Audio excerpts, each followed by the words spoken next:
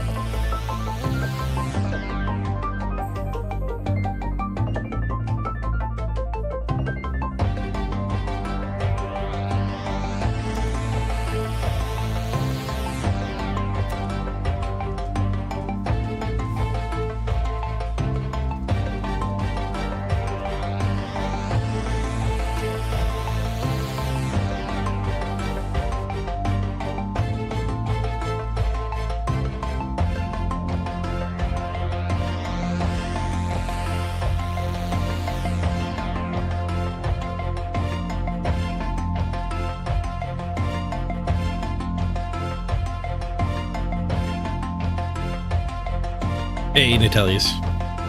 Tooth.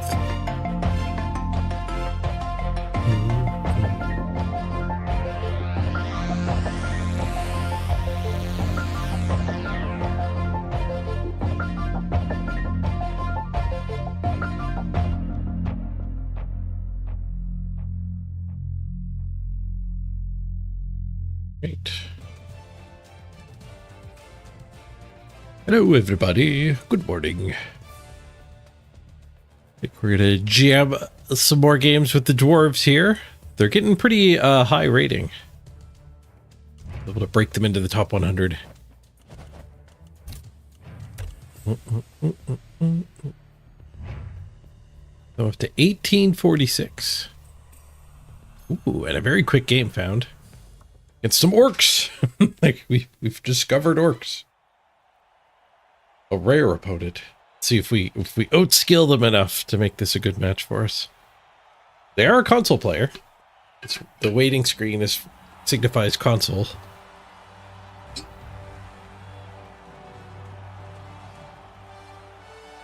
Isn't it supposed to be second? Yes. Not English. If English isn't your first language, yeah. It might be confusing. But it's because when I programmed it, I just made it put the number and then TH.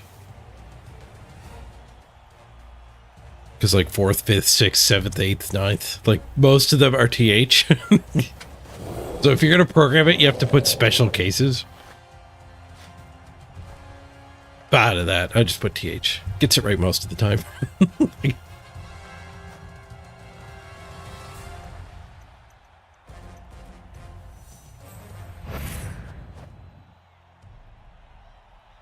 Hey, architect. All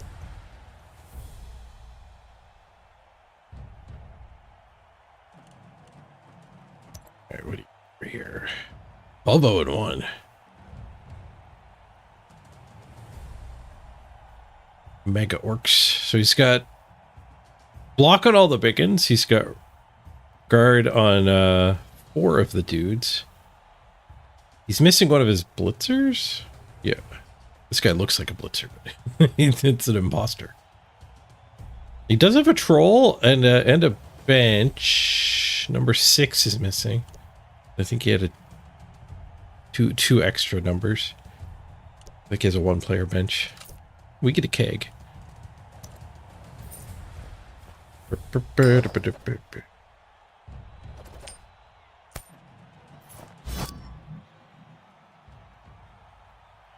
A lot of guard.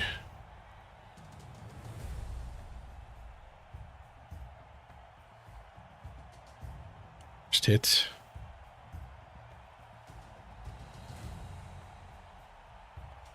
Tempted to kick him the ball.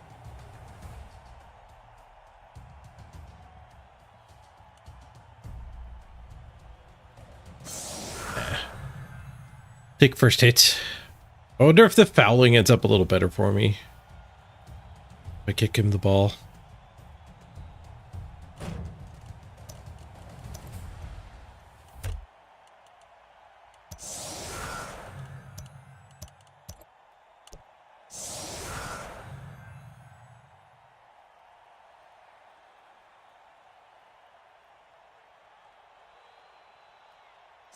Mm-hmm.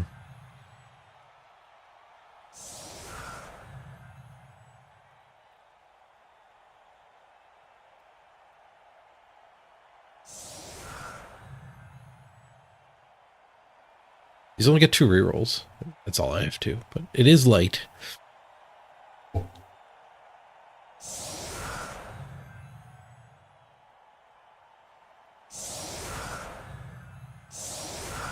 Or Dauntless Lino is going to be kind of nice here.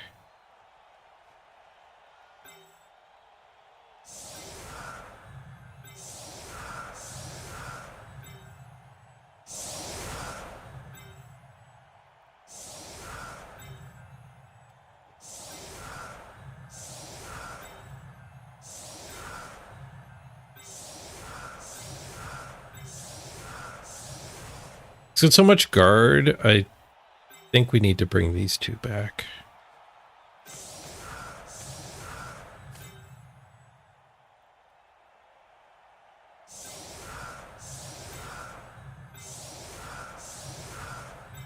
He gets a perfect defense or a blitz. I don't want them on the line. Get 2 die, 2 die, 2 die. And then blitz. We could move most of this to one side, so we actually get a decent blitz here. You go dude, punch.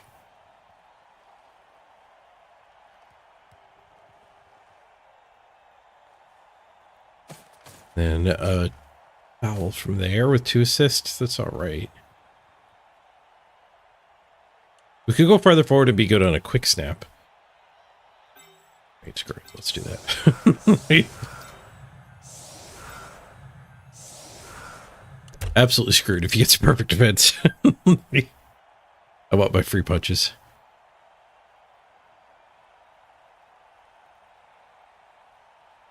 I've been baited forward.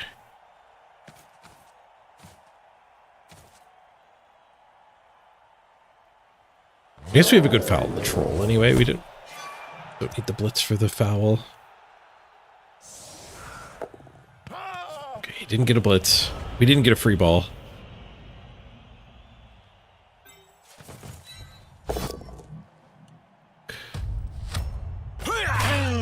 Nice. We'd still get to push the troll the right direction.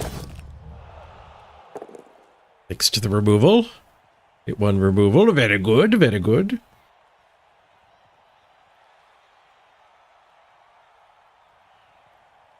Not where we want SPP. We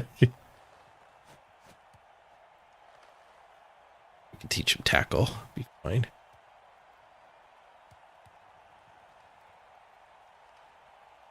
Both my blitzers are fully developed.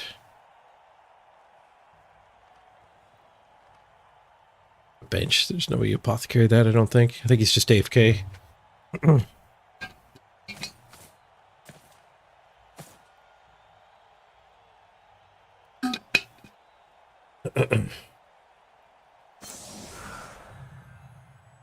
Let's let that go. Just a push. Probably just blitz that so he doesn't get a free hit.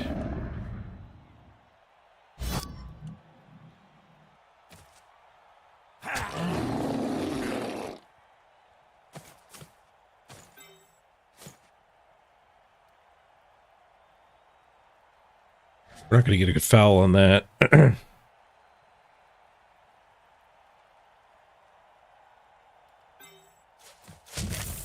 we're not going to foul this turn, I don't think.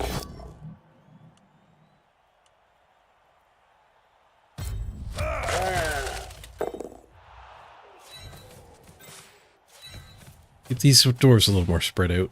I guess we can push them to here and get a foul. I was thinking the frenzy, but we get the initial power, so we do get a foul.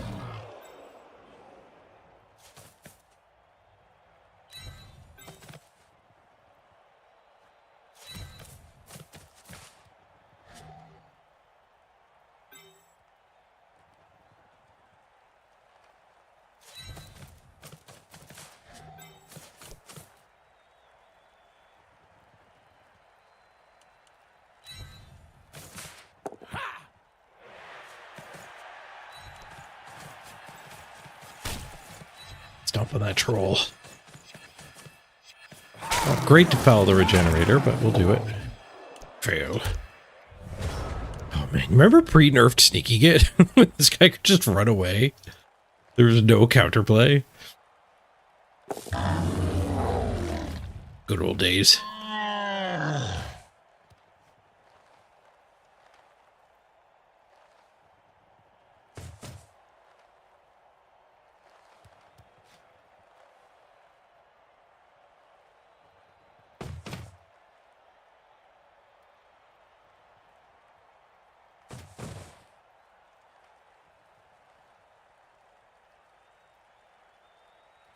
I'm wondering if this guy's actually worth it. The fouling dude, he's so expensive.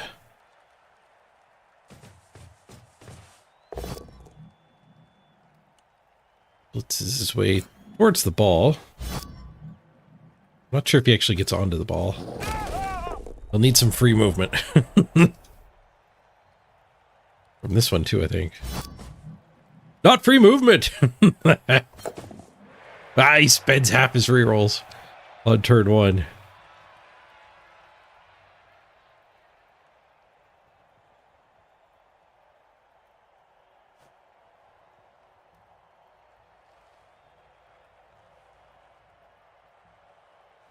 Seems good for me.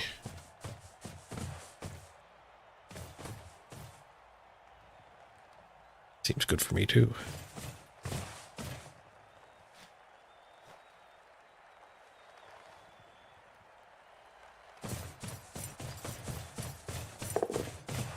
Second free movement?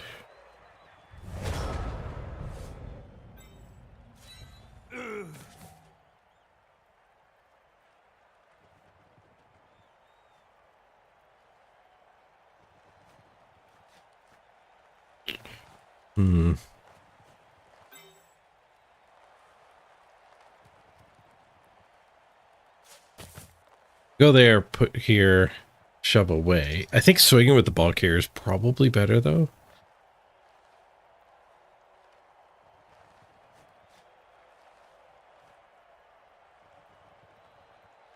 Let me do the blitz with the mighty blow.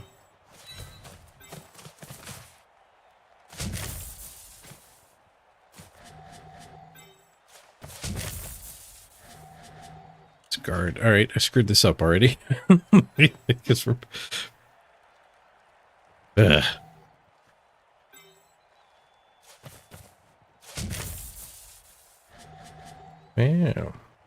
Got me.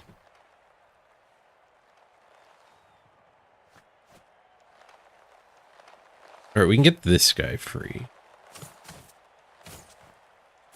Fix my mistake. What is that thing?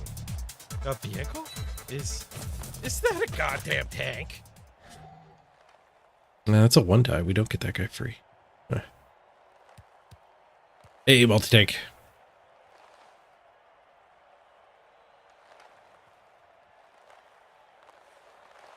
I guess we do with the one die. One die is fine.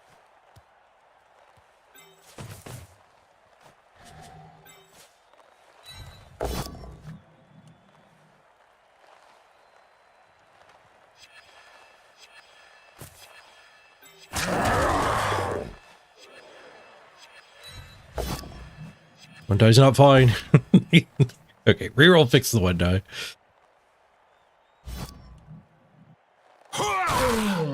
And we get another removal. Nice. Seriously injured.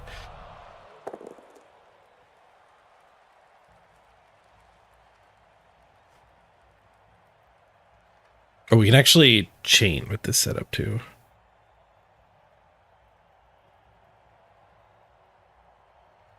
I want to move the ball carrier. Leaving him in the eye cage might be fine. We have a 1-die here.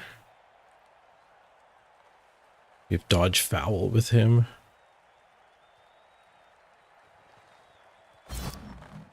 Apothecary's it. Does get better.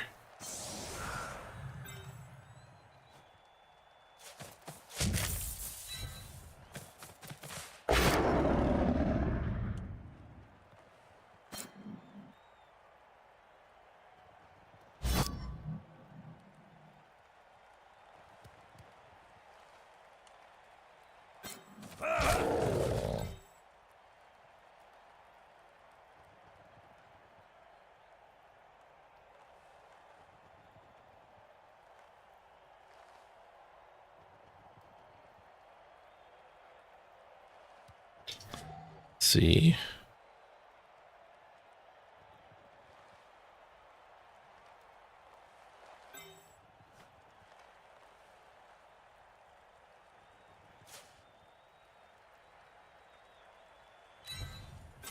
I think he's probably going to be able to hit this ball.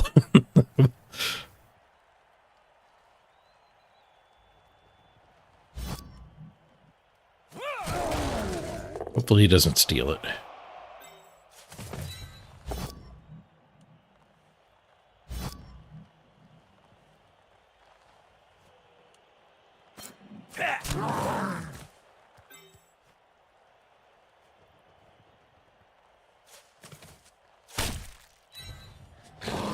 Dodgy stomp. Can't get an armor break. Not doing the red die hit.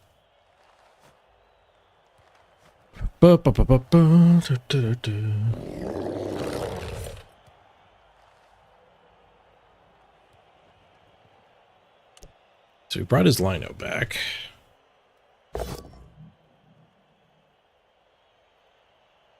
Just a bonk, nice. Doesn't get that guy free. Does get this guy through, though.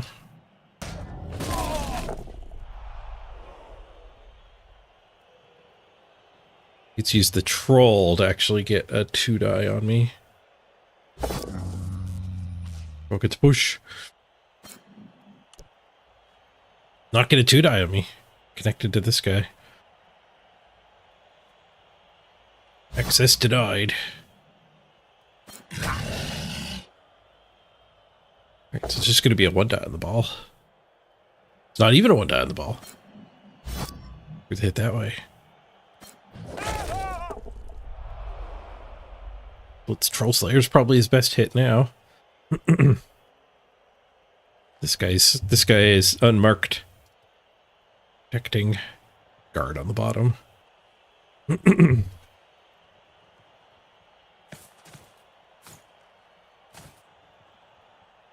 We got 2 dwarves on one guy. Less good for me. We get a 1-die next turn, but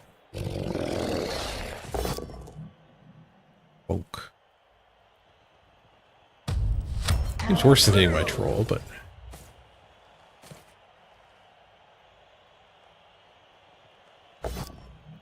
1-die skull, nice. Spends his last reroll on it. What end? Got guard locking these two up. Guard.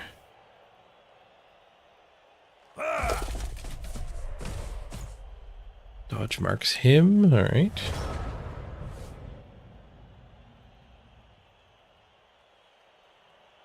We can dauntless blitz this.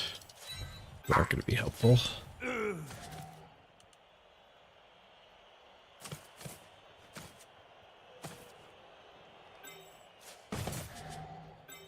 We do have 2-die with the ball, and then 2-die.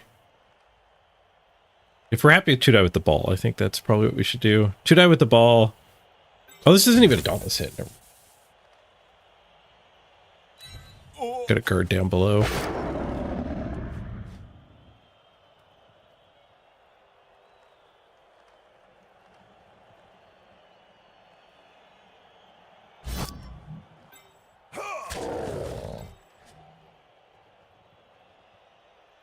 Punch this, foul. leave the ball where it is. Going up here gives us that hit, which potentially frenzies all the way to here for this hit.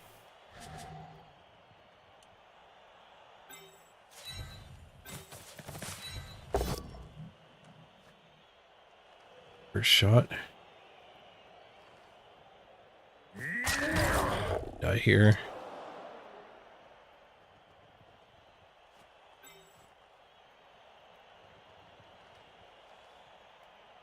So what we could do is put the ball up here.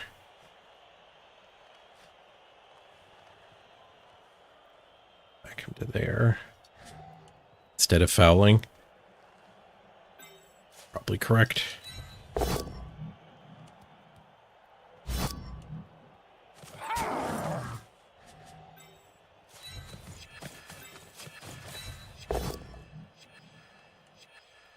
Feeling less correct with the attack failing. I think he's going to hit the ball this turn.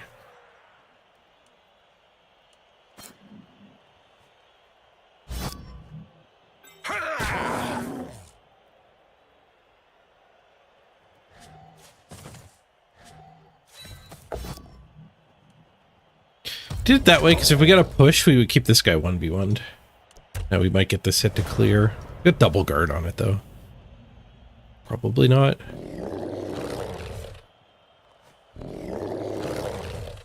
This guy can get through this gap. Nope, one dice call. Nice. Evil. Oh, that was very quick one dice call. I think he thought it was a 2-die. Maybe the 1 die is valued higher than the troll hit. Not correct. Roll isn't that bad. Especially with your reroll gone.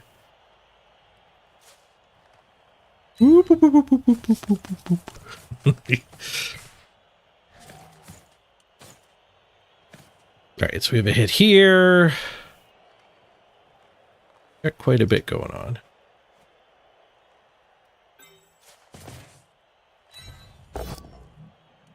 Push. Not great. That reduces the amount going on for sure.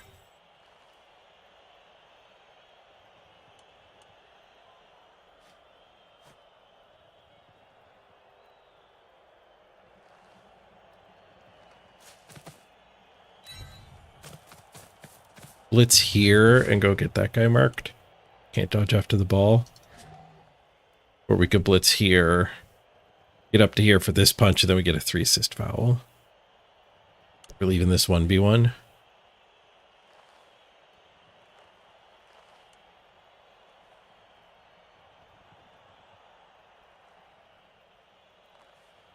Actually get back up and foul this guy. So yeah, let's do this. Blitz here.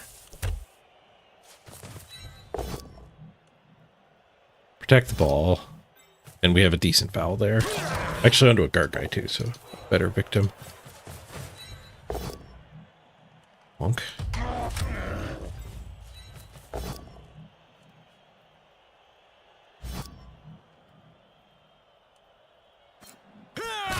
Leave him there so this guy's not standing up and being helpful.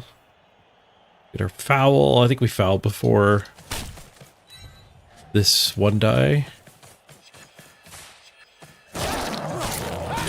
Failed to break armor, 3rd time. The base all mans has made it difficult to get more assists. 2 assists I think is the best we've done so far. This guy up. And that guy comes up and gives him a free hit.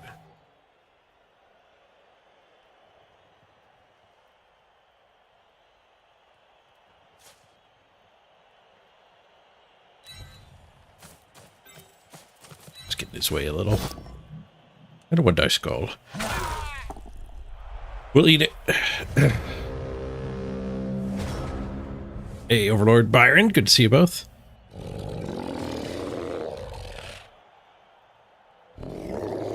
Yeah, I think with dwarves, you got to be happy with 1-dies. It's good to like get a lot of safe things done first. Even fouling with sneaky git is kind of safer than the 1-die, but leaving 2 dwarves stuck on a biggin, I think would have been a big mistake. This 1-die might have been a mistake. Like just keeping that guy from getting back towards the ball was kind of useful. But throwing the hit, it's very limited benefit, but had the real cost of now there's a dude approaching the ball. Which could have the trickle on negative of my foul is worse this next turn. So I actually have to deal with this. Troll derping is great.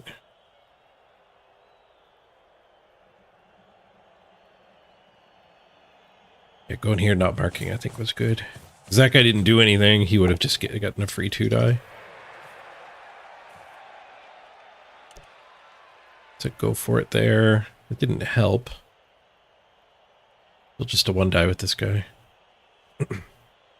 Double guard. Guard's a good skill.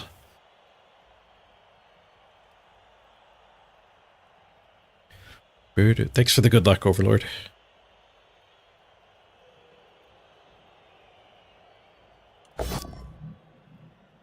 One die skull. He burned through his rerolls quick and has ended a lot of turns early afterwards.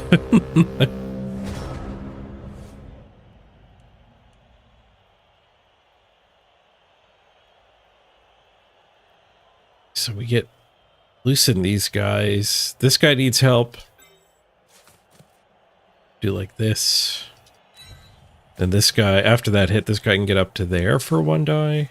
Maybe even 2 of these guys get up there. It's a 1-die.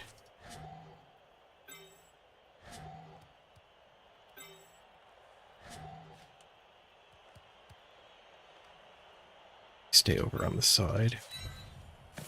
All the way up is out of his range.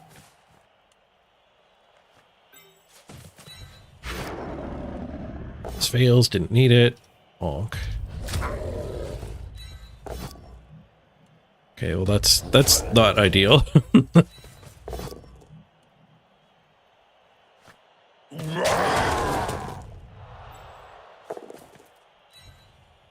Take that stun though. Oh, he should have blitzed. This guy has to be the one to blitz just to move. Triple 1-9 onto this guy. I think that's as good a spot as any for a reroll.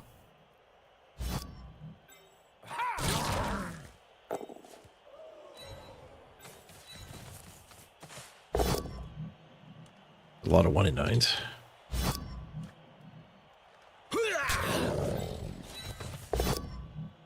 Did I push? Yeah, this we just leave.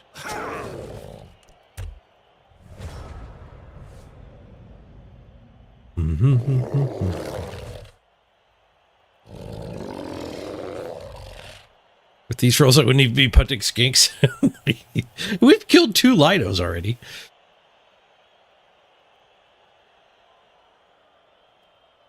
The fouls suck though. It's all been stand-up attacks.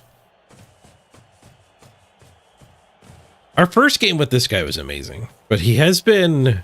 I've noticed we get more challenging opponents after hiring him, rating him. It's like 140, 160 SR or SPP rather. Team value. I got there eventually. It's like giving our opponents like 6 or 7 skills though. We got much softer opponents before we hired him. Rated him.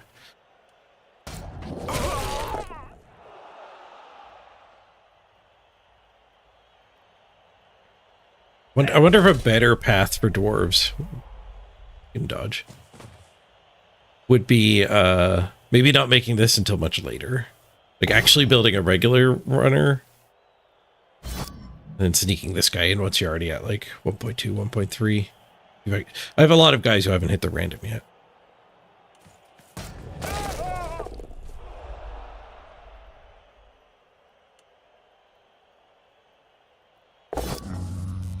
Ooh, well-behaved troll.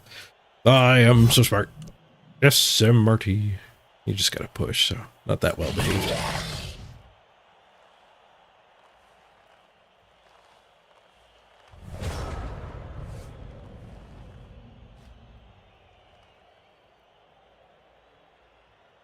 Ball back to here.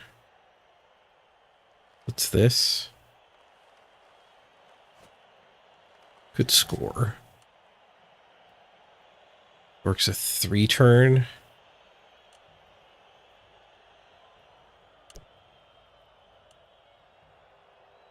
What do we got here? We got punch, then we have dauntless. 1 die if it fails after the follow-up.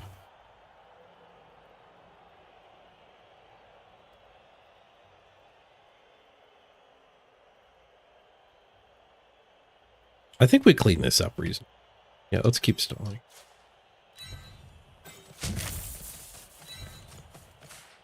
Oh, that guy should have stood.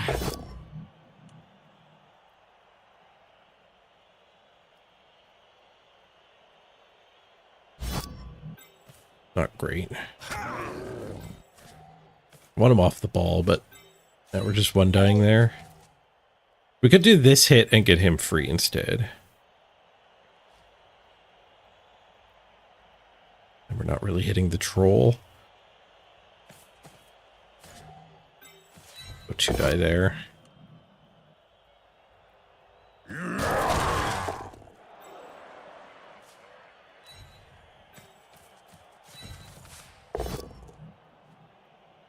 That's a fail.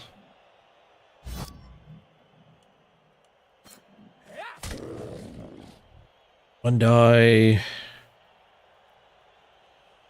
Dauntless 1 die. Red die.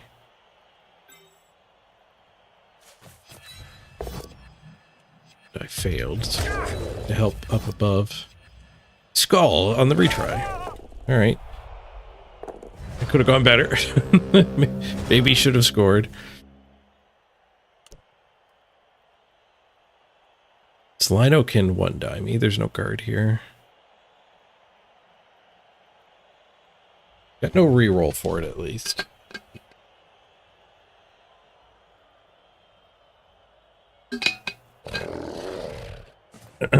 Needed to get a POW with this guy.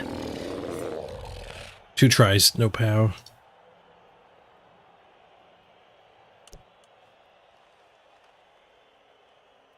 Then we'd push him over here, and this would be a negative assist on that guy.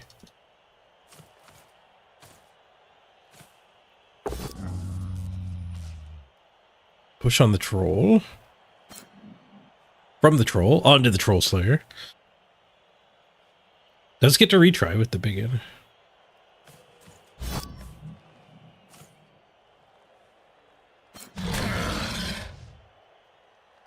Yeah, a little odd to do the troll hit instead of the 1 die on the ball, but he's prioritizing removals over the long shot at stop and the touchdown. But 1 die here and then dodge this to pick the ball up. Could have actually won him the drive. Now he's just letting me get away with a sloppy stall. Potentially. I mean, he didn't end the turn with the troll. He still has the 1 die. He doesn't have the dodge recover, though. It's the both down.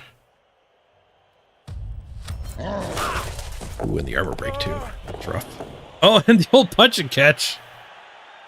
Oh, geez. Things are falling apart now.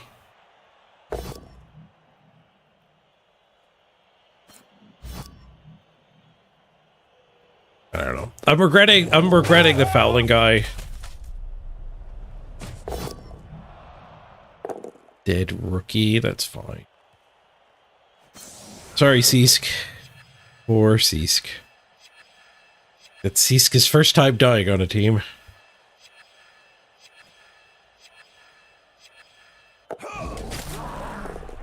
At least that dodge.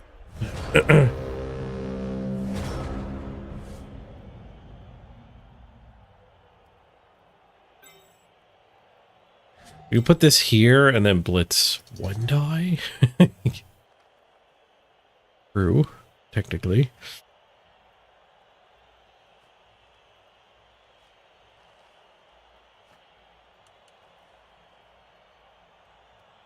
could we do? We could blitz this. We have guard. We could blitz this.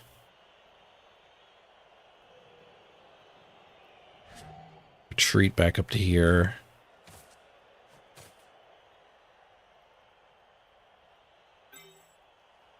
We're gonna blitz this.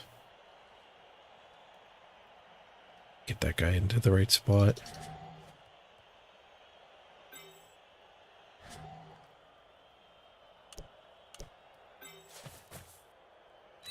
Should have just scored last turn. Oh, we have Dauntless. Does that... Dauntless double go for it, and then that's a 2-die? That's probably worth it. That way, if we fail earlier, at least we got 2 guys on his ball holding it still. Maybe we get it next turn.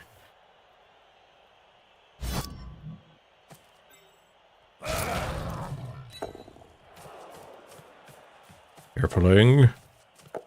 Nice. All right. We might be all right.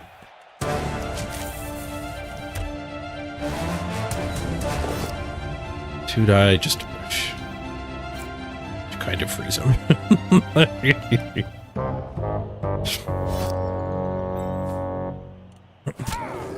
Them tied up, I think.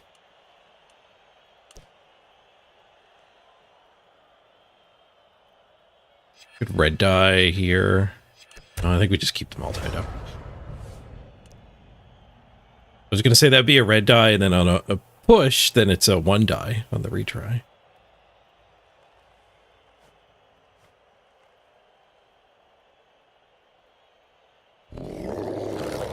So his ball carrier can swing at me.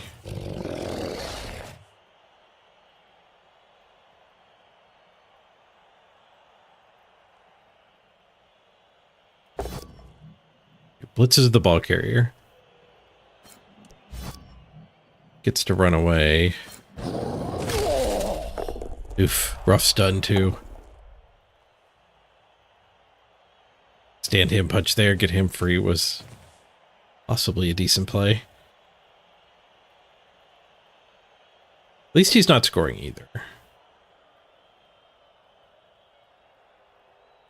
Yeah, our fouls failing was the worst part of this half. I think it's worse than the ball. The ball getting wrestled away from us.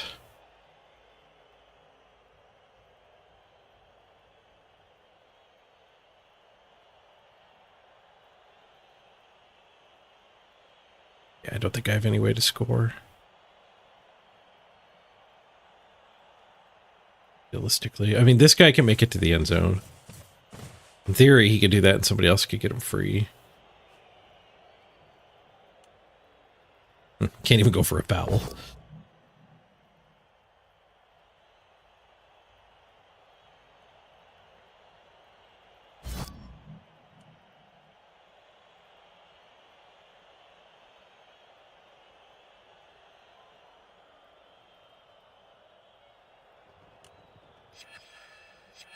We'll have 11 players on the next kickoff. So will he, because he apothecaried.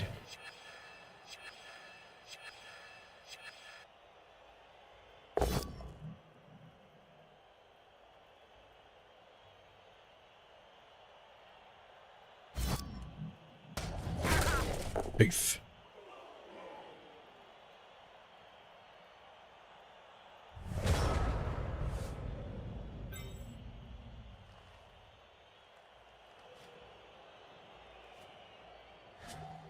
Don't think we can score. Just take our hits.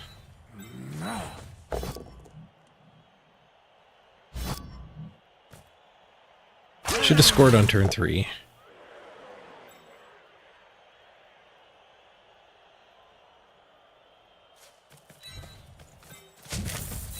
Don't lose.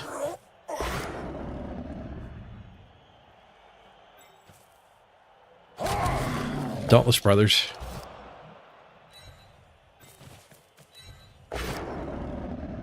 This fails.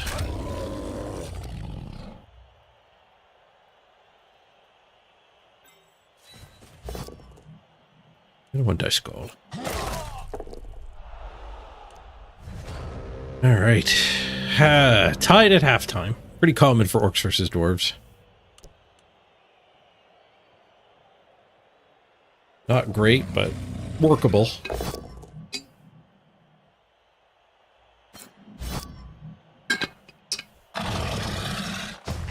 It's an armor break. Just a stun.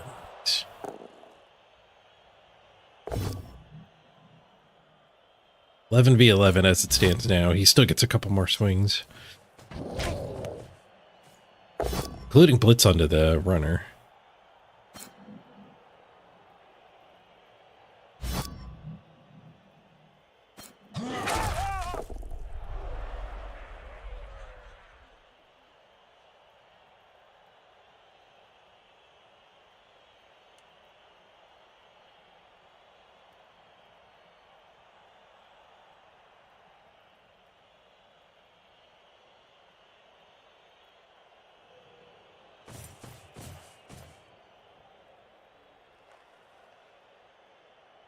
We die here with the ball?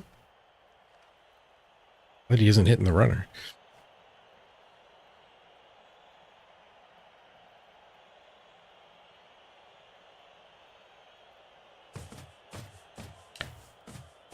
I don't get another turn. Not sure what he's doing. He's fouling with a blitzer. That's a guard blitzer foul. That's actually absurd. Oh, he did. He already blitzed at the troll. Gotcha.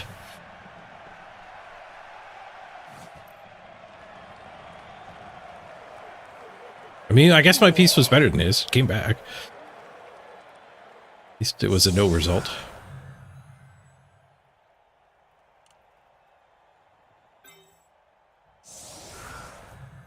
What do we got here? 7 dwarves. Crossbow. Crossbow.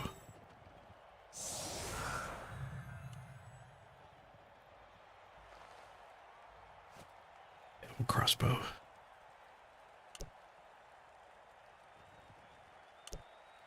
Is crossbow right against orcs? I mean, they just want to blow up me anyway.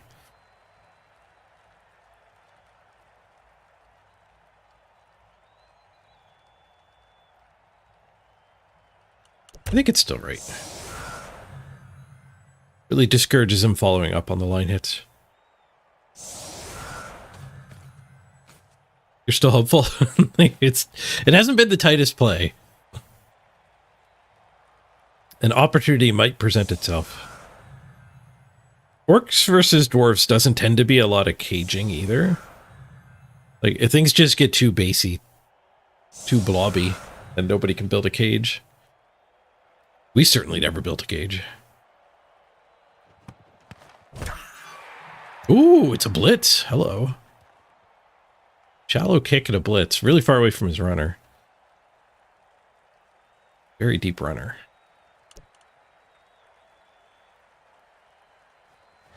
Okay, 4-point blitz. So mini blitz. Go after this one, I think.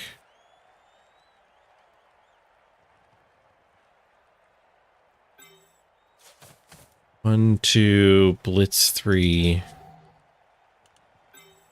Slayer might as well do it. I think I'd do the go for it for the retry. Well, that puts Troll Slayer into the blob, which maybe isn't ideal.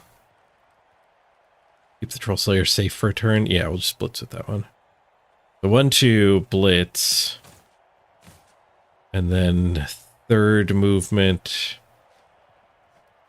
Or fourth movement, rather.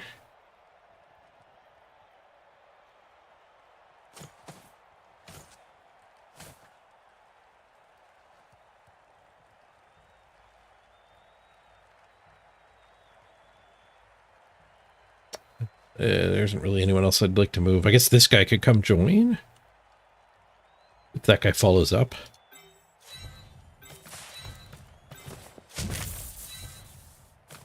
Follow up and then put that guy in here. Skulls. Thanks, Blitz. Just give our opponent a couple extra armor rolls. That Blitz was brought to you by Scott Skulls. Scott Skulls. Everyone starts with 1 skull, but maybe you want 2 on a blitz. That's how fast the shipping time is for Scott Skulls. Just like the blitz speed, and when you're checking out, it'll be there the next day.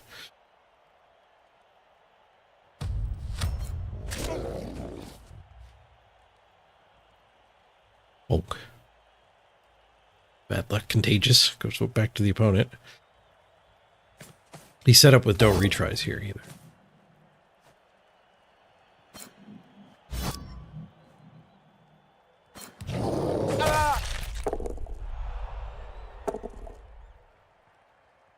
I guess what I could have done is moved this guy just over here.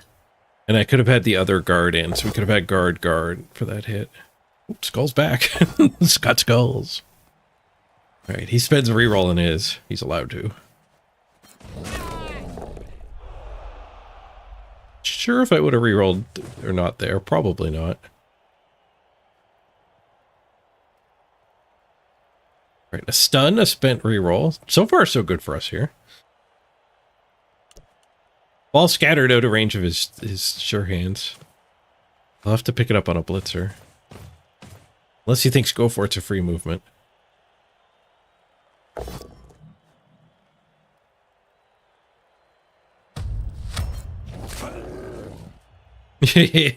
For what you know about this opponent, that the 100% reroll those skulls.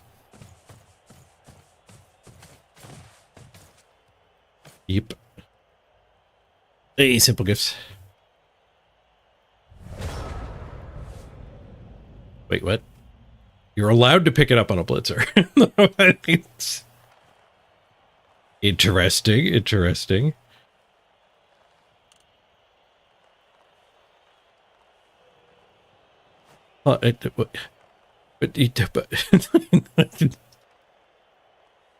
Huh.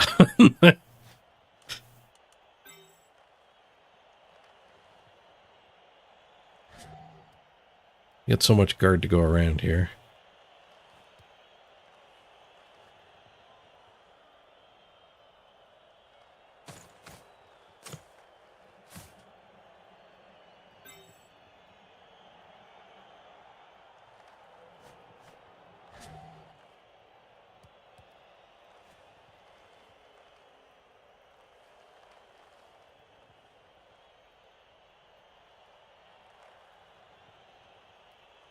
Could do that blitz.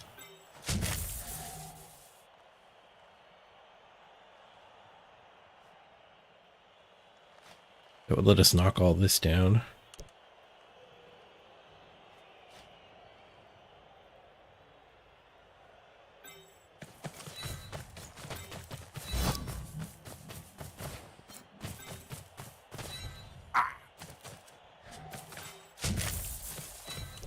On Dauntless. Nice.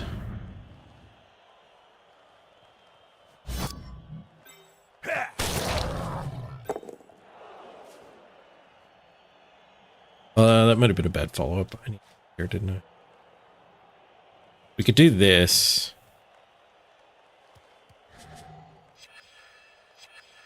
And then this guy. Actually, I could just put one of them up here. That's fine. Knock both of these down.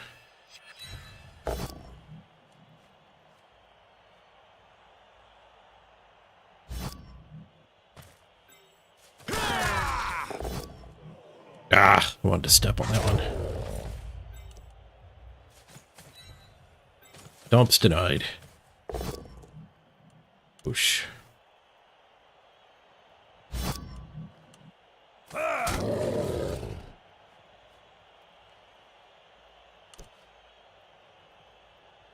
Guess I was supposed to follow up there so I can have a 1 assist foul here. Ew.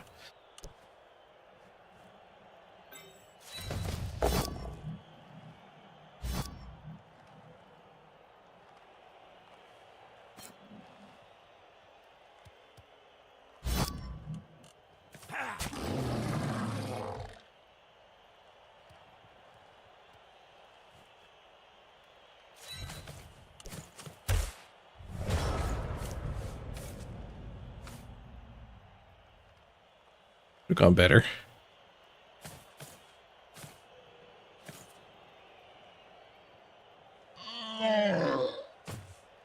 These guys standing up just gives me the same dauntless and punch.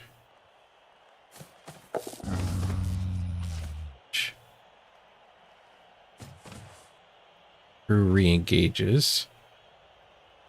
You can bring an extra guard in. Right, I kind of expected blitz here just so I could get the dirty player marked.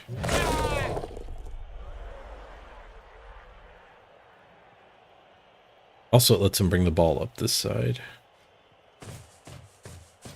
Need to get this disengaged and 2 or 3 of these moved back to the middle here.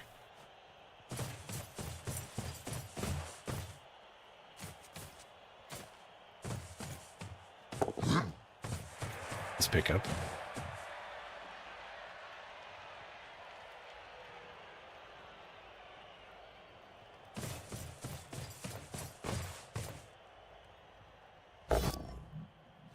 Just a push.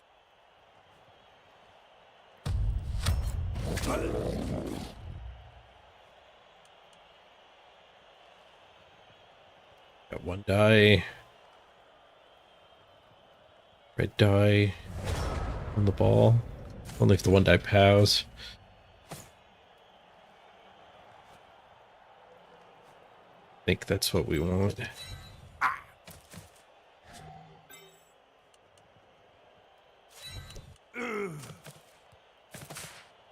We can punch this and get both of these loose. We could surf this guy, but I think if I surf, I'm going for a draw. I'm going to let him score and try to 1-1 draw.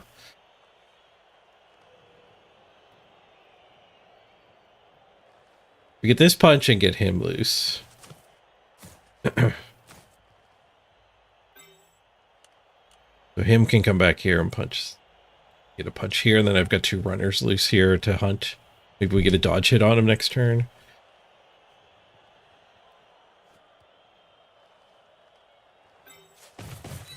Let's take the mighty blow hit.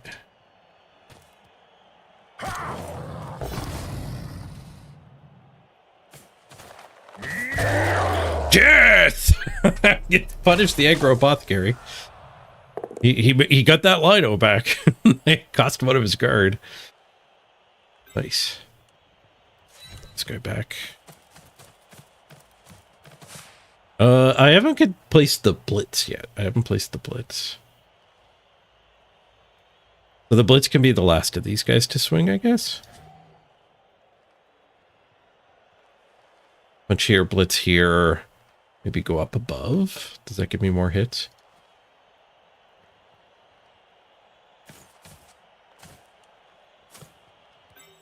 Maybe there's dodge blitz with that guy. Bonk. Bonk is bad. All right, now we do need the blitz. Blitz here, get around so we get this punch. And then he goes back. Whoosh. Killing that guy was pretty sweet, though. Don't miss. Just a push.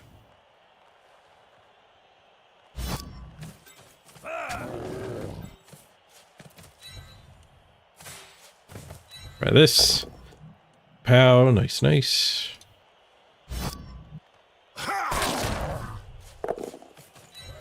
Runner's back.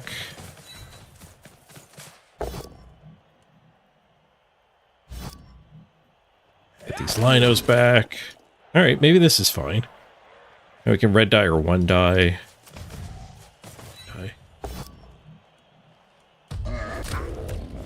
Bonks work on the reds.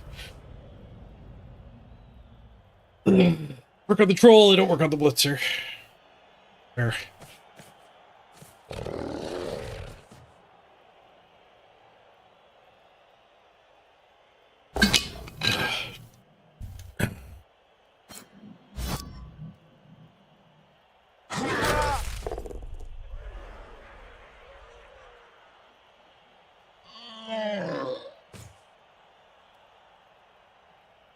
I gotta run to the bathroom. Nobody die while I'm gone.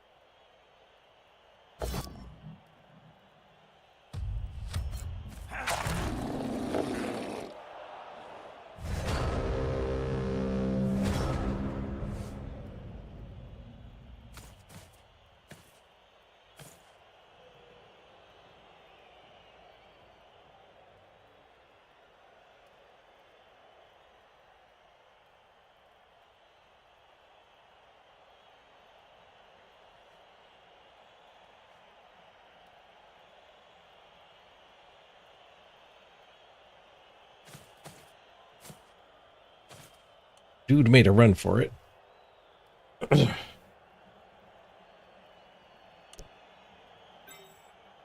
So we can do one die and get around and one die him.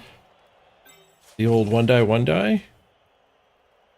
We actually get this hit, so that means we can two die.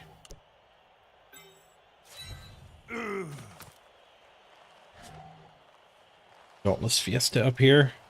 Dauntless is everywhere.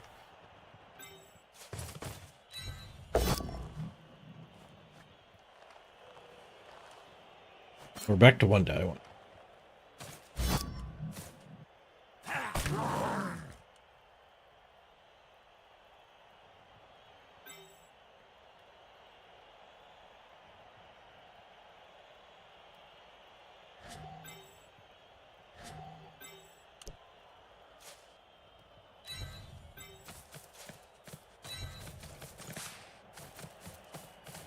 Make sure he does have to score fast if we fail. Do the Dauntless hits first here, I think.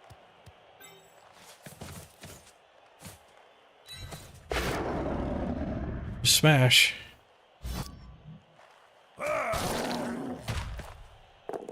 Done. Go. Your guard. You can get here with a go for it. Nice. That's where you go. Oh, this is a Dauntless trap. Frenzy trap, rather. Maybe we just go for the ball. Carefuling. Nice. We got the POW. Nice.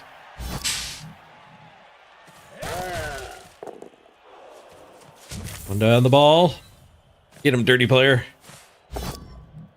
Push. Reroll. Shh.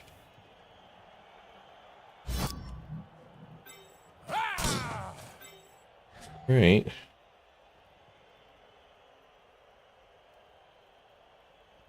He could fail here. Dauntless trap. We get the POW.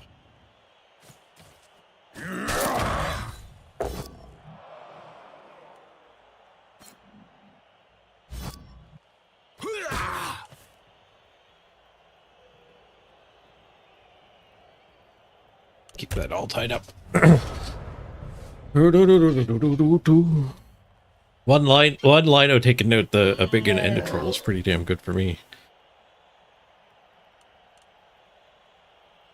We do have a loose player here. He's got nobody to rescue. He has to one die to get somebody to rescue.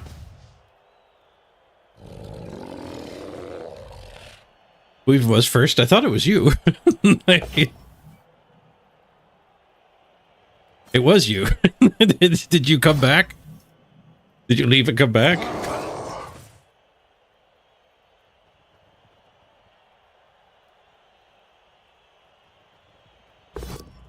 Your second try was third. Stupid work. Aw. Stupid work. All right, one die blitz. The dodge would have been better, assuming he's trying to score. That's not true. Block is pretty damn good. Throwing in the extra go for it, I think, is fine. And maybe he doesn't want to score. In which case, this is fine. So we got a loose dwarf here that can make a 2-die here. Then we're on the ball. Bonk. We get a loose dwarf here. Really far away, though. He could go there for a 1-die. But this guy comes back to here. 2-die here. 1-die the ball again. Stand and 2-die here, or just keep these two to dodge.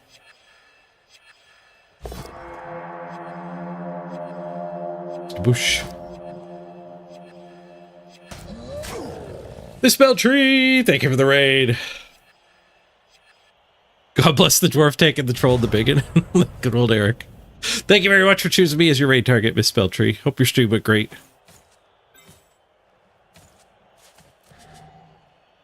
You're joining us for a game where the orcs did manage to stop our drive. They got us with a 1 die. And now we're about to try to get them with a 1 die.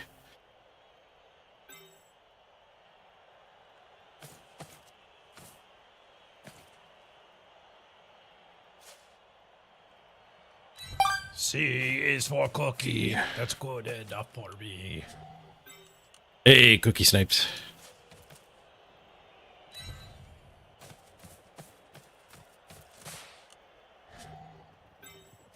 I think I just stand him. Maybe this guy does dodge to recover. But I think we do 2 die, 1 die. None of the dodging nonsense. None of the 1 die nonsense. None of the frenzy trap nonsense. Let's just go after the ball. We get the POW. Nice.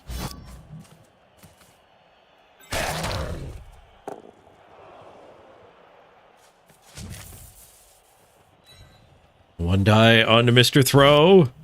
Bonk, reroll. Bonk. Can't get him.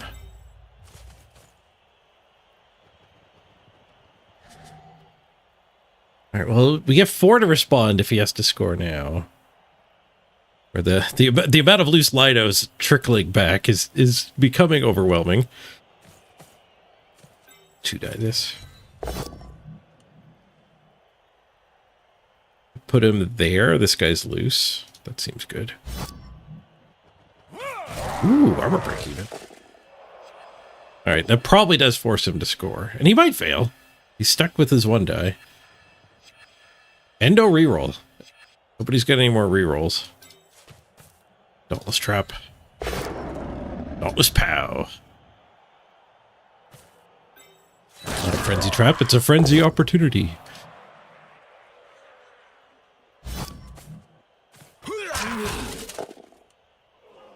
Alright, what do we want to do here?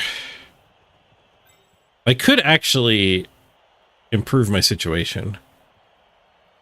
With the dodge, double go for it.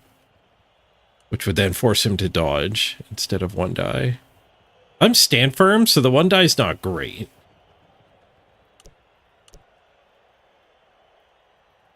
Maybe we just 1 die into 2 die. Yeah. Oh wait, I have guard. We definitely 2 die into 2 die.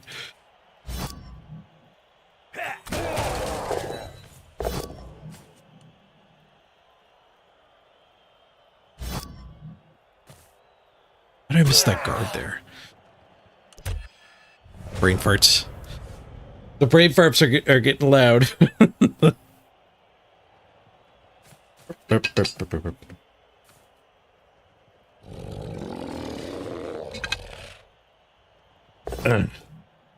Too many icons. A little bit of that.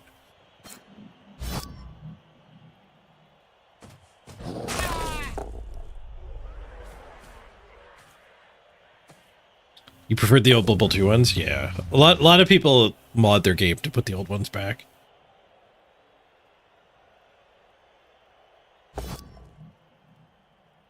Oh, you got the 1 die. Off camera.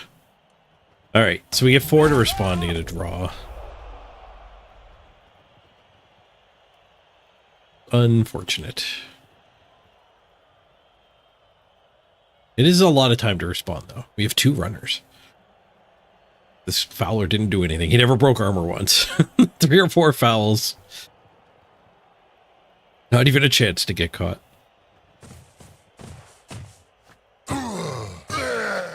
That's what I should have done. I could have scored and given him 3 to respond.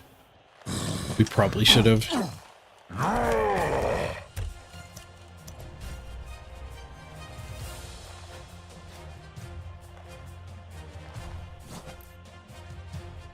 We did kill that guy. Like, after the aggro apothecary, we murdered one of his guys.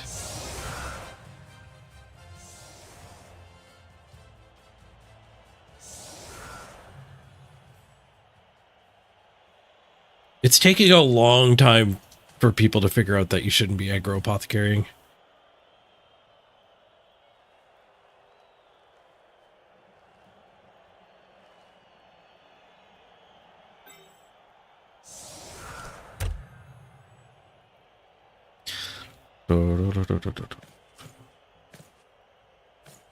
What do you mean aggro apothecary? So using your apothecary to try to win the game instead of using your apothecary to keep your team alive. So he apothecaried this lineman. I don't even think had 2 SPP at the time. Even at 2 SPP. This guy got a serious injury and he apothecaried it. So I believe that was more just to keep his 11th player on the field rather than because he needs a line man with 2 SPP. And then we murdered his blitzer with the skill. If that guy didn't have... Oh, he had a concussion too. We finished off a concussion. And if it wasn't a random, it's not too hard to rebuild.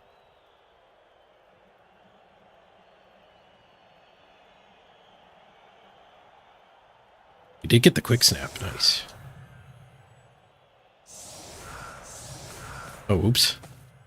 I guess we don't want to base that one. I was supposed to not move him, I think. I don't think I want to commit 2 movement to this hit. Because I could still move this guy up. Get guys here and here and get the free hit. Maybe that's fine.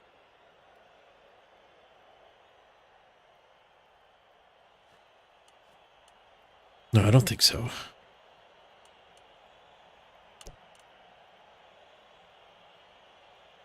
Let's go back in for that retry. If I could have moved them both up, it would have been worthwhile. But this guy's movement might be really important on such a short drive. This guy's in 3 turn scoring range there, so we don't need to move him. Do our putt check first. Whoosh.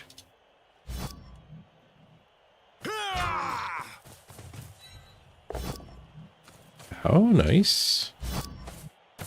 Smash! He got his serious injury anyway.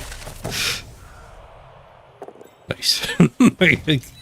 That was a pre-existing condition.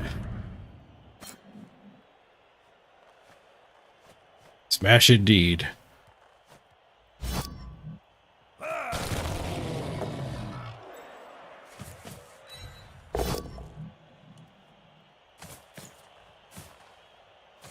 Troll Slayer's wandering off into Danger Town here.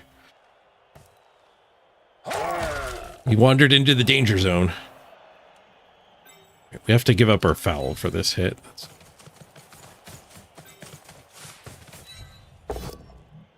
Half-baked quick snap.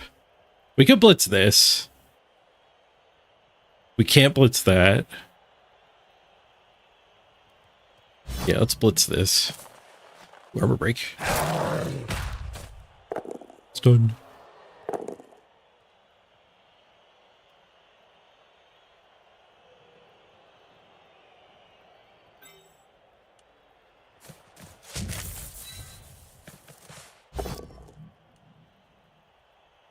This guy's got free access.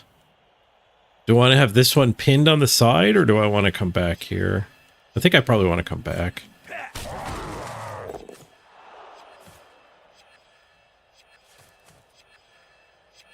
Man, having that guy pinned is really good. Let's just do that. This guy can come back and connect. Oh, we're in the last minute.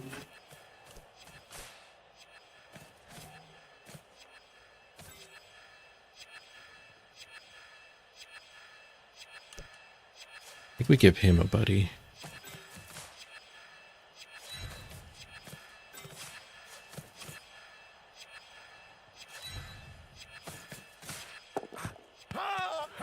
Sure hands, nice.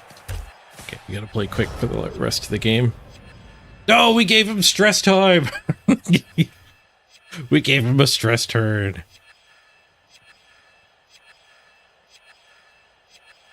Yeah, on the topic of the apothecary, I think one of my secrets to success in the ladder is, like, I build up better teams than a lot of people, partly because I have more time, and partly because I don't use my apothecary on, like, a badly hurt.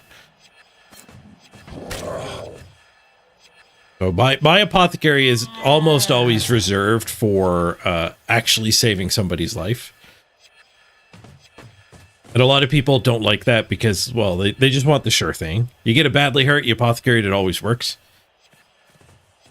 Which is, it's tempting to slip back into that mentality. Like, the apothecary just fails you so often, and dead into dead on the rerolls. It's like, people give up on the apothecary to save a life. I'm just going to use it to keep a player in the game. And you will win more games. Like, you will win more individual games that way. But if you look at it the other way and then say, like, okay, your apothecary can do the 2 roles.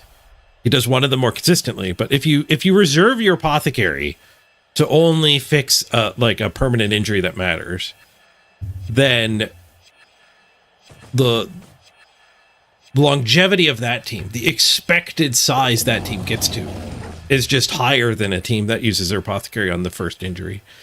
Just trying to bring it back.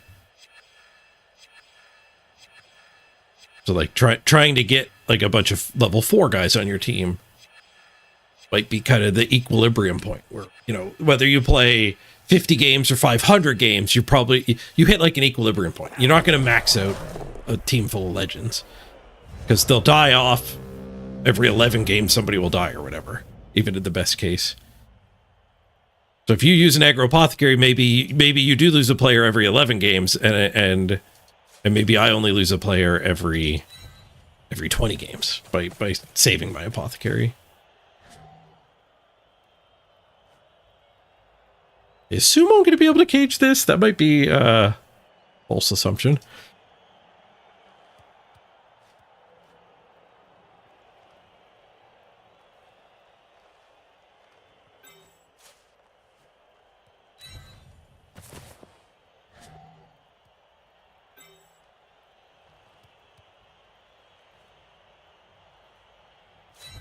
Oh.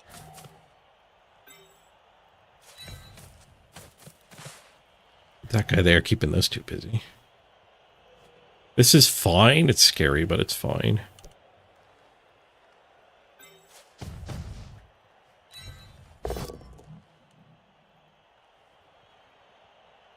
Patrol Slayer down here. Rescue.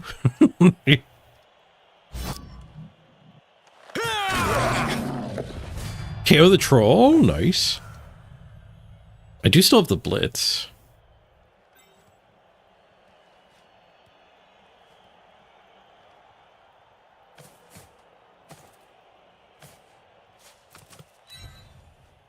Maybe this guy blitzes and then that guy goes back up to that spot.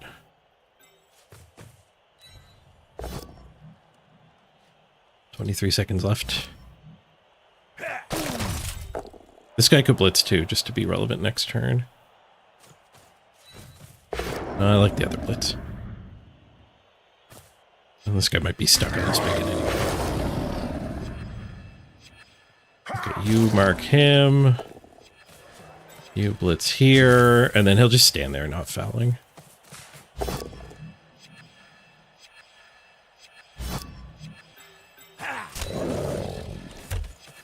$14 seconds still at the bank. The opponent gets another stress turn. Man, they had this bug fixed at one point. Why did they bring it back?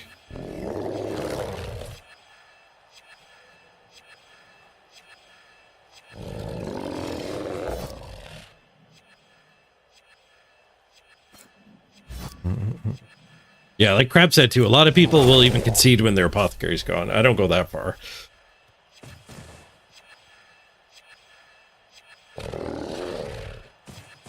Plague regeneration teams like Khemri is a way around the apothecary problem. I recommend Necro Online.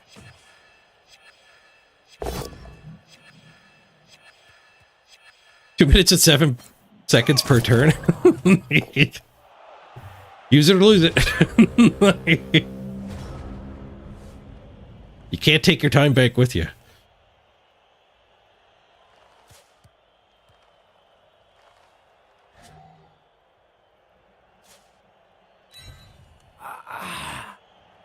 It's kind of a threat, but it's also something we could get behind with the screen.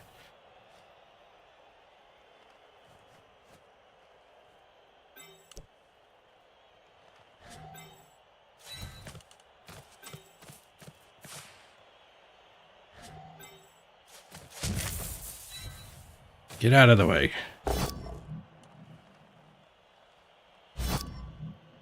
Waiting for the draw. Lots of draws in Orcs v Dwarves, unfortunately.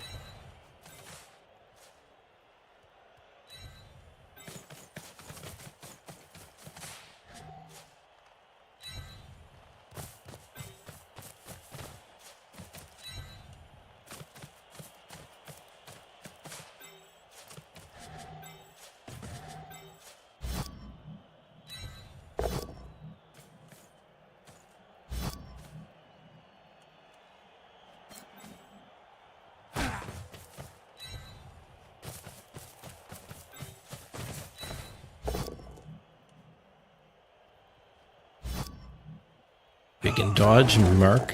Maybe is his play.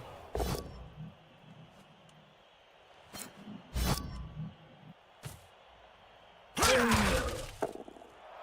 keep him tied up. Otherwise he'd have double go for it. Instead of dodge, which is way better. 1, 2, 3, 4, 5, go, go. Ooh, 4 plus 2 plus 2 plus 2 die on me.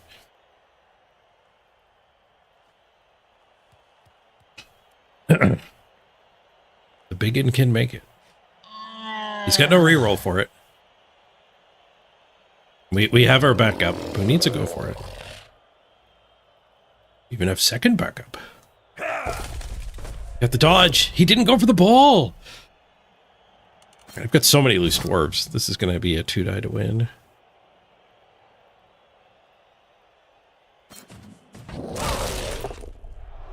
He gets a lot of dodges.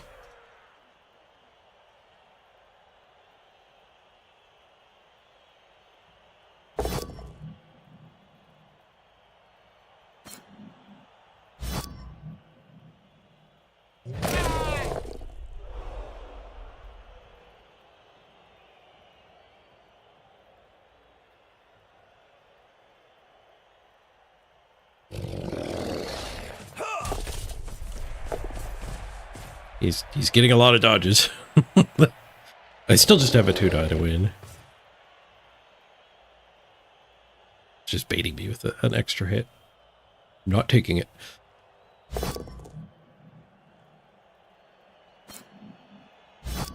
So this squad can get the 2-die.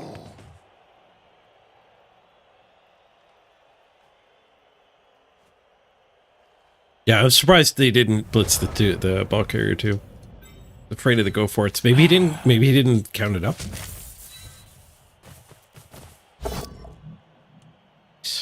GG. I think I said for the win. For the draw. Best we could do at this point though. GG. The draw didn't happen in the second half. The draw happened in the first half. I guess like the 3 and 4 turns on the second half were we had shots to catch his ball carrier. We got back-to-back 1-dies on his ball. We couldn't find a POW where both of our rerolls went. The scoreboards are wrong again? Oh. I didn't realize the scoreboard bug was active. Yeah, that just tied it up.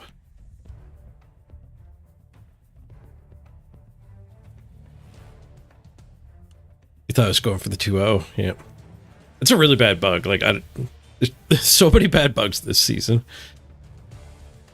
How can they not spot these bugs? How can they not fix them, Byron? It's a different scoreboard bug. They did the coding to fix it and didn't fix it. Not only did they not notice it when the first patch launched, somebody went and fixed it and didn't actually fix it.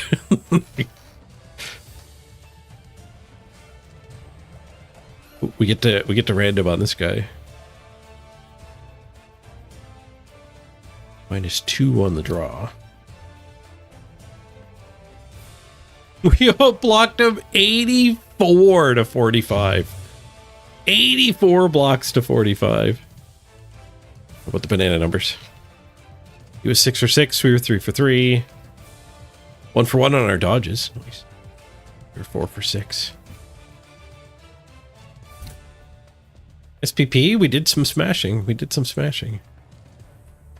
MVP gets to level. And then the rich get richer. All of our Mighty Blow guys get some more SPP. It's almost like Mighty Blow's a really good skill.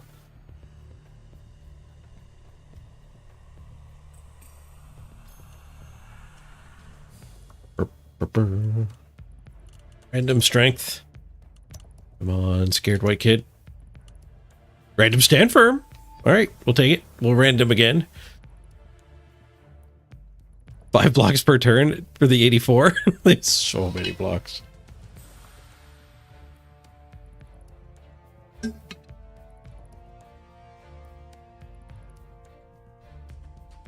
Even more baffled with the blitz target. I think they probably didn't see it.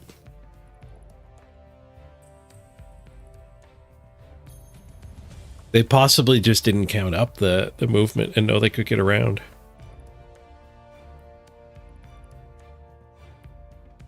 That's the way I make sense of it.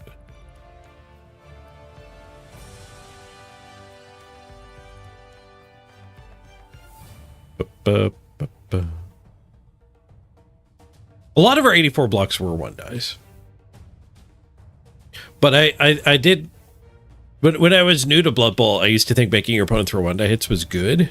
Now I think that's bad. Like, I used to kind of play my team like, oh, if I can base all your guys spread out everywhere and all you have is 1-die hits, I used to think that was a good thing. But particularly against dwarves, I think that it's bad for you to do that.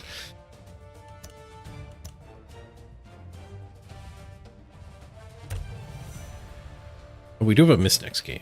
No, we have a dead. Seesk died. It's a concussion on a 0 SPP. Rest in peace, Seesk. I mean, not dead, but retired. Just a concussion. He'll be fine. He's just not playing any more Blood Bowl.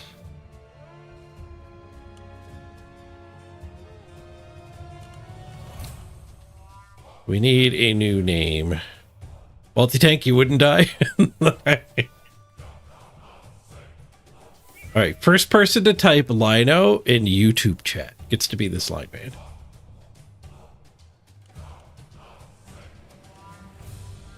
Alright, you just gotta chat in the YouTube chat. No, not Twitch chat. Not Twitch chat. We're live on both Twitch and YouTube.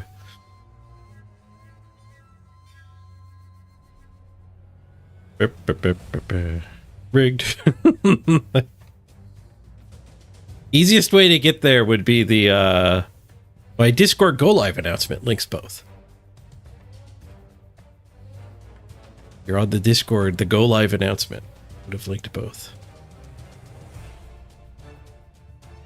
Hey, YouTube unfair.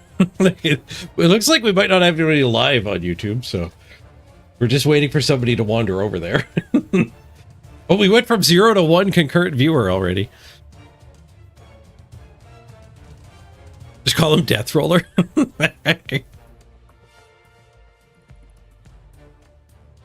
We have had 9 views over on YouTube already. People are coming and going over there. Lido! Brian Schmidt! Welcome to the team. What would you like your dwarves name to be? Probably your Twitch chat name. Just let me know in the YouTube who you are on Twitch, not on Twitch. If that's his pizza, I'm Brian. What's his name? Remember that YouTube engagement? Yeah, while you're over there, you might as well follow.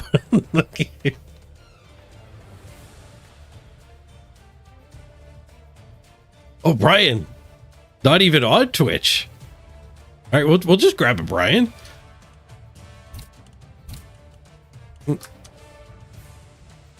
A natural YouTuber makes the team. Nice.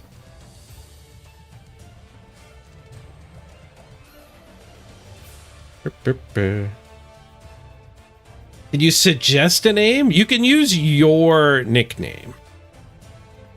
But a long time ago when I was streaming, I decided naming my players after viewers isn't allowing viewers to name the players. Because some people were just making like weird name suggestions. Wait for it. That sounds like it might be your handle and stuff. YouTube is weird because it uses your real name. I could understand not wanting your real name. It's spread around. We'll name him. Wait for it.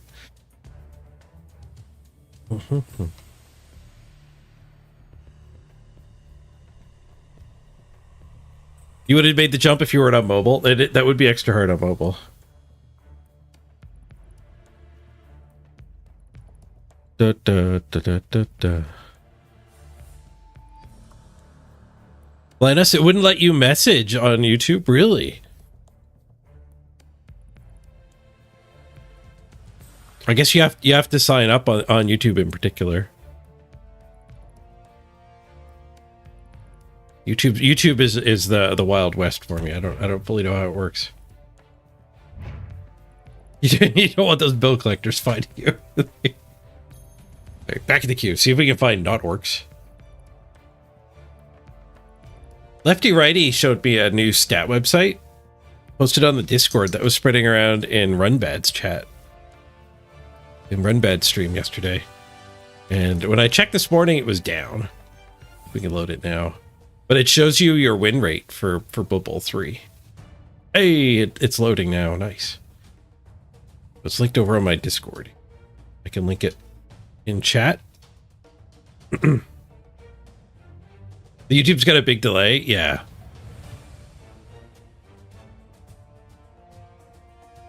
No, I have the YouTube set up to do higher quality, not minimum delay. Twitch is low delay. Those are settings you can set for both sites.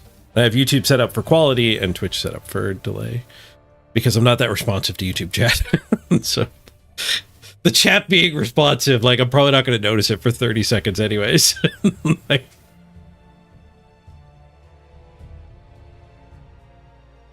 last 30 games, 66% win rate. Pretty good while I'm brain farting this heavily. You subscribed over there? Nice. Thanks, Byron. When I get up to 500 subs, when I get that up to 500, I think it is, it'll let me turn ads on for my videos and stuff too.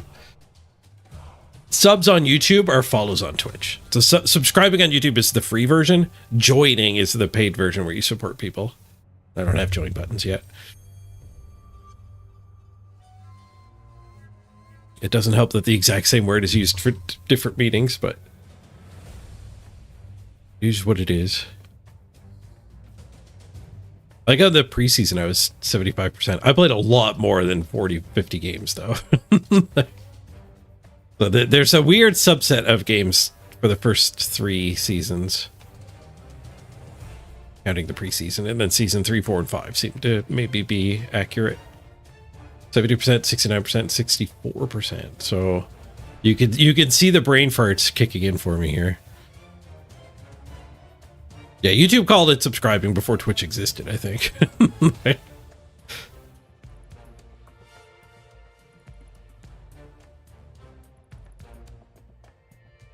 Yeah, YouTube's rough to break into.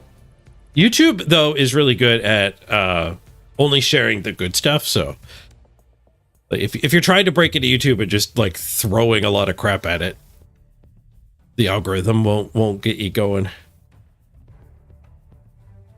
The mod tools are clunky over there. Yeah. Yeah, YouTube is not set up for live streaming either. Like when I want to link my live stream on YouTube, I have to link that particular day's stream. We're on Twitch, just like your stream is where your stream goes, so it's the same link every day. Where YouTube is more tuned for uploading a bunch of different videos, so there's a different link for every stream.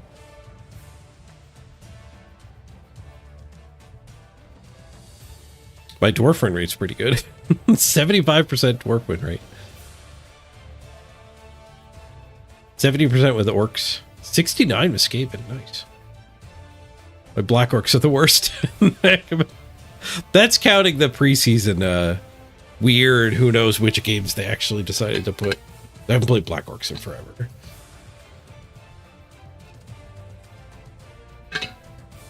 Also, black orcs could use some level up, so the fact there's only 4 black orc games, 1, 1, and 2, not that surprising. They've got no OWA.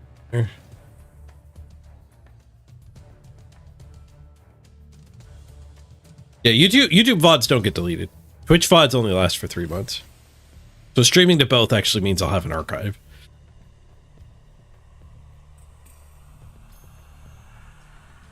You can do per season if you click up at the top. Oh. It'll just show me this season's dwarf record. Oh, nice. So Skaven actually bringing us down a little bit this season. Nurgle carrying the team. Second best win rate.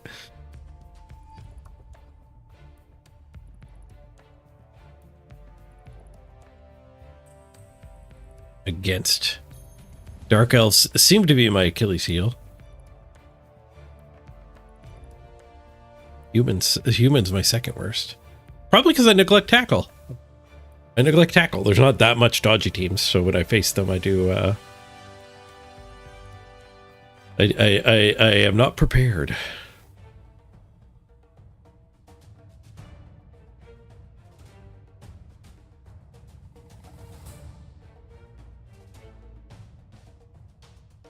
But dwarves have 0% against undead.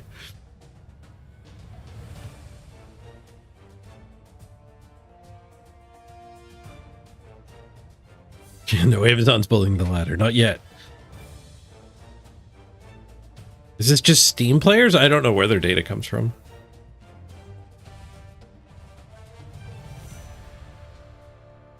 I would say after crossplay came out, it's going to count all of them.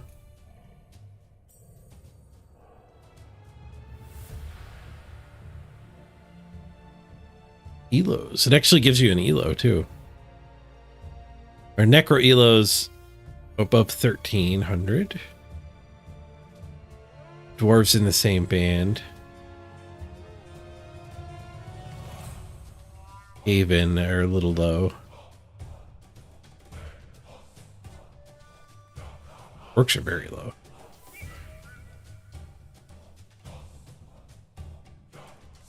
Chaos Chosen, I've got 1300. Wait, I haven't played. This must be all data.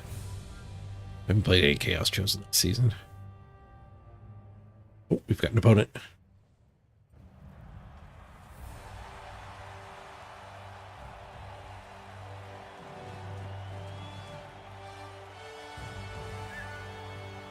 Let's go full screen mode.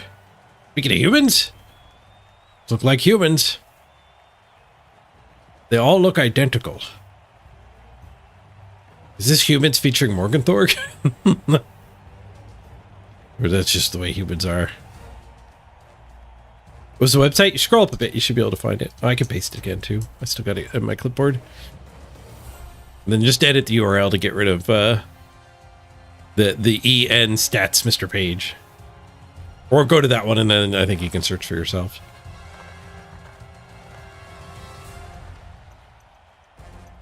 This might just be 4 human blitzers as a start. Oh no, they have all kinds of stats. They just all look the same. There's catchers in there too.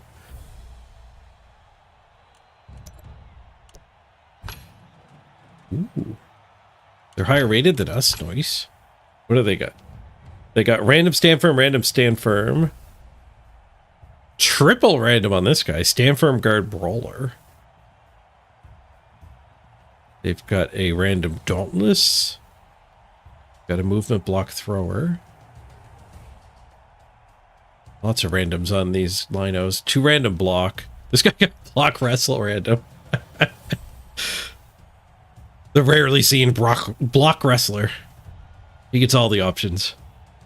The random frenzy, random tackle, random block guy is pretty sick. Hey, Crisp.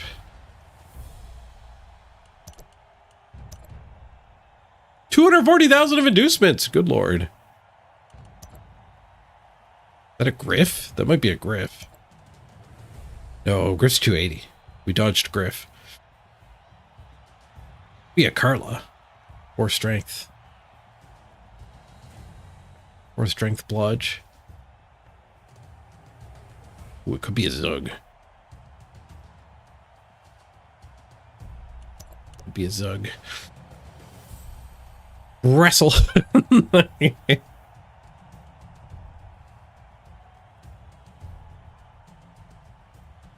Two bribes. Go for the stomps. Does he have a bench? No, he's got a loner. Benchless.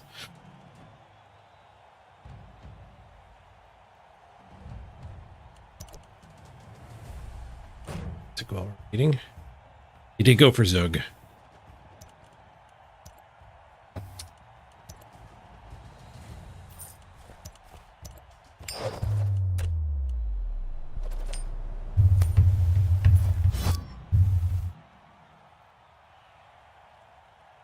Zug and a coach.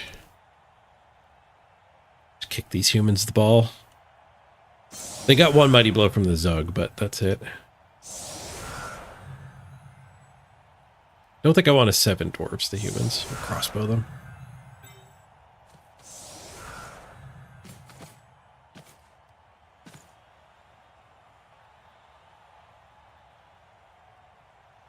This does let them slip past, but it keeps us safer. It finally happened. You bought Blood Bowl 3? Why didn't we stop you?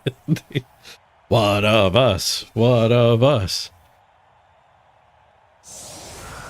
Did the summer sale get you? It's like half off right now, isn't it? Ooh,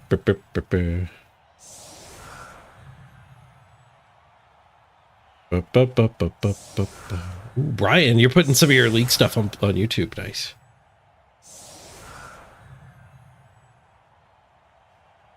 You bought the battle pass? You haven't had much time to play. Yeah. That's another reason when you should buy the battle pass. If you can't play much, you won't get the team for free. And the summer season seems like that'd be true for a lot of people. There's probably a bunch of people who have like 2 separate vacations during this season's time. That like I'll try to unlock Necro. It's like Blood Bowl 2, but worse. Yep. The game rules are better. You will not get hit by Throw a Rock as a kickoff event and killing your guy anymore. 4 kids at work, no free time. Yeah. But the work means the $10 for the blood pass is an option.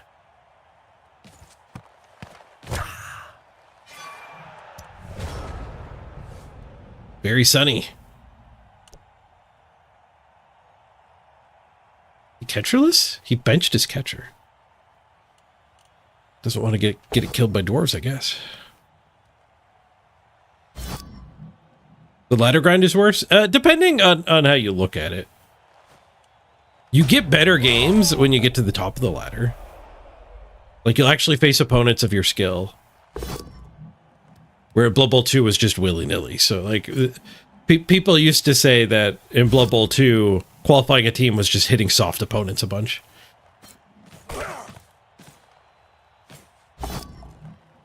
You won't get a team qualified for the playoffs here, but that...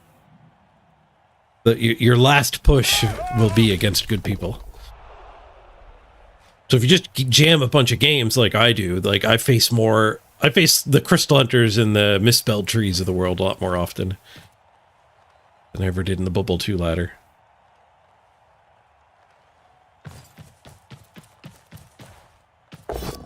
Apparently people are doing 5 real human builds and just rolling all the dice. Chris, but that's because you're new. You're still in bronze. So you're facing the other new players. So you'll quickly elevate out of bronze into silver, gold, platinum, and then you'll face people playing traditional strategies. During the preseason of Blood Bowl 3, when everybody was new, 8 rerolls was very common to see. I don't think they had good matchmaking in the preseason. Like it was 8 reroll teams everywhere.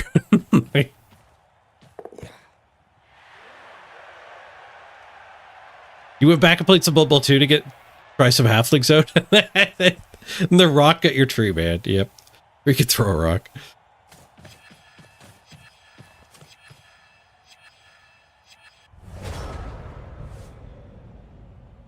You also face people who grind a minimum of 5 games a day to get the perfect random skills. Yeah.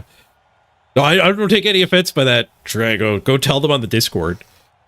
They brought randoms back as an experiment, which means that they're willing to listen to feedback. Please go tell them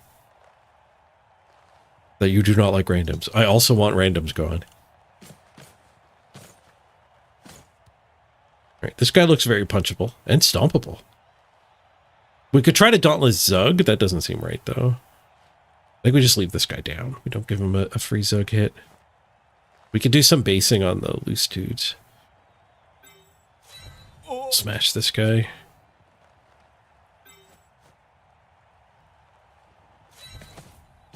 So we should do it with this, because we'll get a retry. Frenzy, though. I think we'll mush in here. Mush.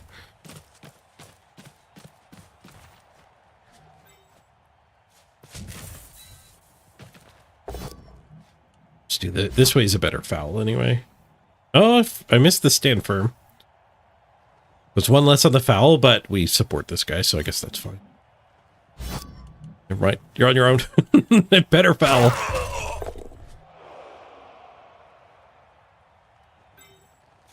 We'll leave this guy here so this stuff can't wander through. Denies him this assist.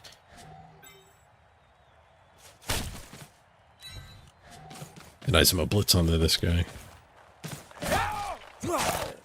Smash! Just a stun.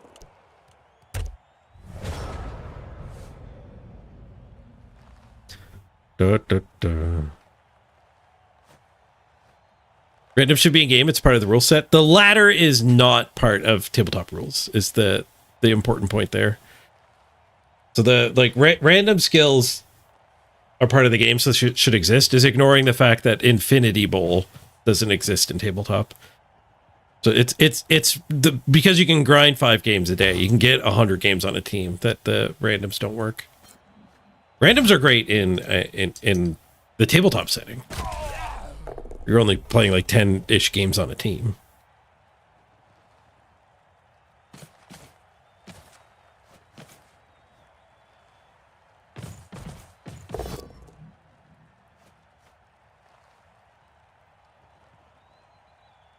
Bonk.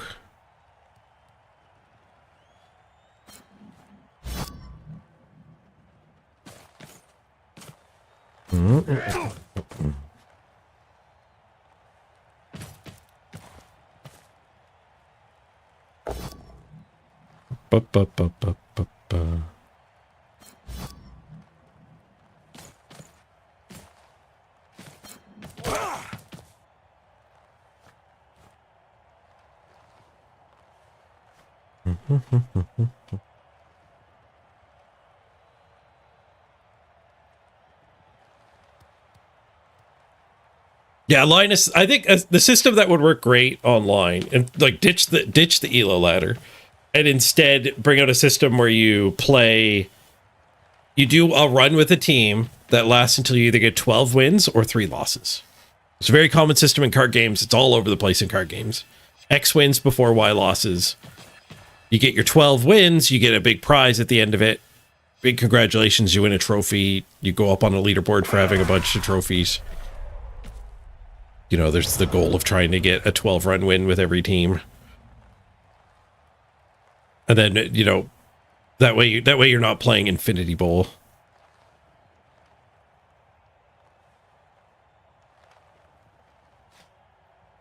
You heard about that a lot recently? I talked about it on Purple Chest Podcast. I think that's where it started to get a lot of traction.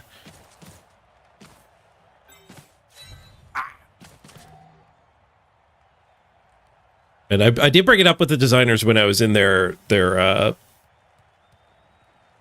community group, market research group. I don't know what you call it. They call it VIPs, which I think a lot of people latch onto it that being toxic. Like they're actually very important people. Like it's just a market research group.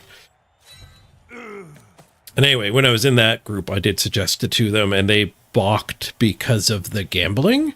Because I did pitch it alongside like a Hearthstone arena run. You pay $1 and then you win like at least a pack of cards and more prizes depending on how well you did.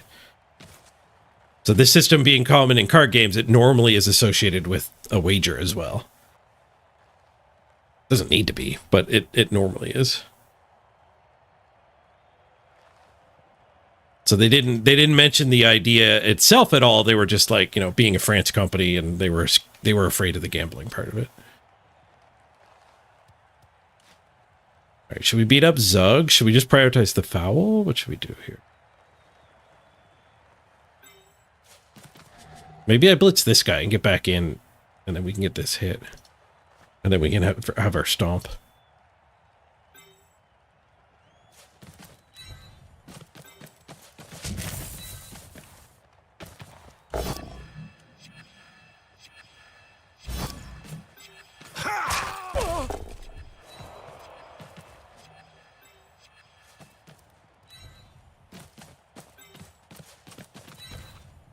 Actually, we should be stomping Zug here for sure.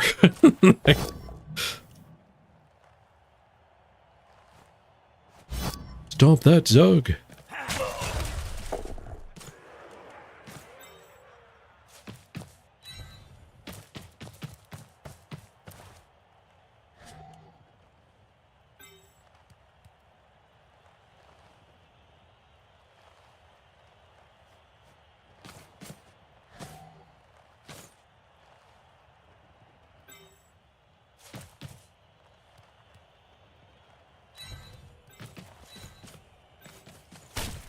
Could have had one more assist, but that would just give him the sideline too much, I think. The armor break. Got the KO. Did get caught. Come on, ref. It was Zug. Ref like Zug.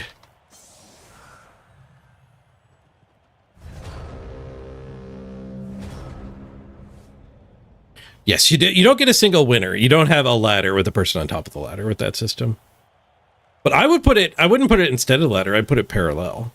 So if you like low team value Blood Bowl, like go have fun in the gauntlets. And then if you like Giganto Bowl, which people do, a lot of people don't, but they don't seem to acknowledge that people do like Giganto Bowl.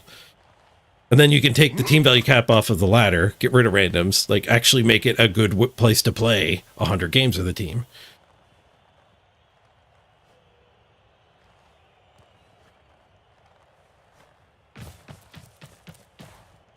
Don't they do a postseason tourney? So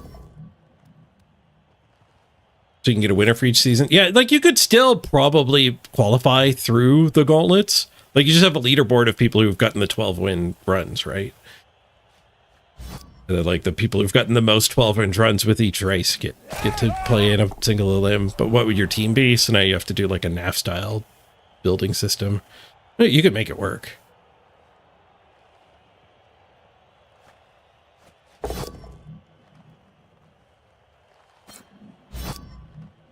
What's the main goal of the ladder? I'm not sure what it is from their perspective. I think it's just a place to play, like where you can just hit a button and play a game. As much as you want.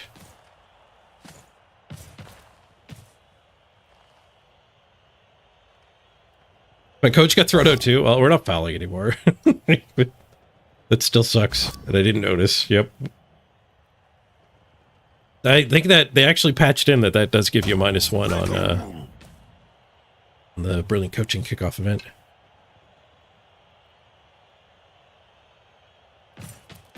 Yeah, Chris, if you cannot spin your team if it's over 1.7 million. Last season it was 1.6. It was the worst season yet. Well,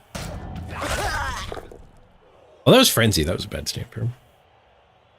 Pulled that guy in, taking his options away.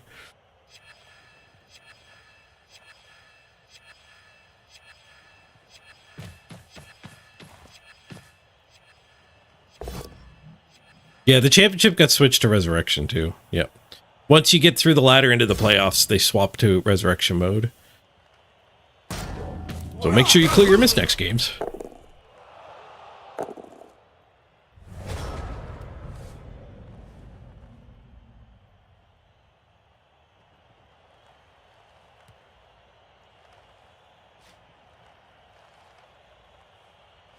Problem is, without randoms, the ladder's boring because every team is the same. That would imply that Blood Bowl's solved, and I would assert it is not. In theory, it would get that way. I would say for sure it is not. And the other counterexample is that, like, does my team look that random to you? There's a lot of random skills on my team. I did misclick in random general here, and I have a random dauntless. My opponent's team is randoming a little more genuinely. But what a random skill is it's not a random skill in your team. It's a random amount of times you had to fire a guy and rehire him until you got the skill you wanted anyway. That's what randoms are.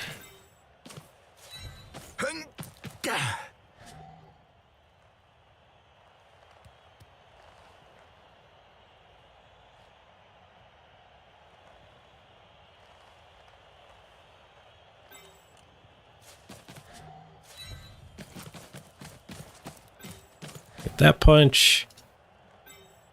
Get this punch.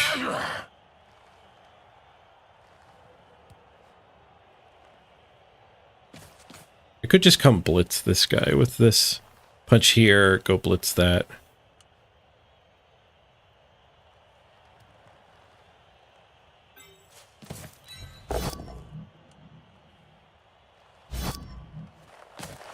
Smashy, smashy.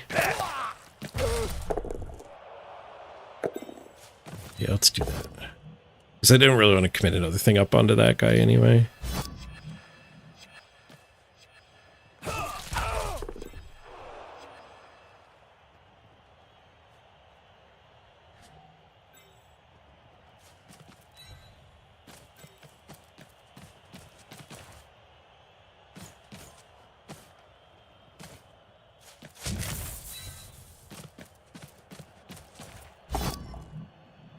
Bonk.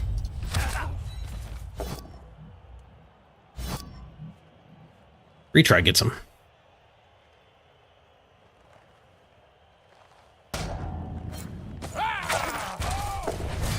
Nice. The runner got him anyway. All right, 2 removals. We're up 1 player. We each have a bench. Oh, my cat wants back in. You're back.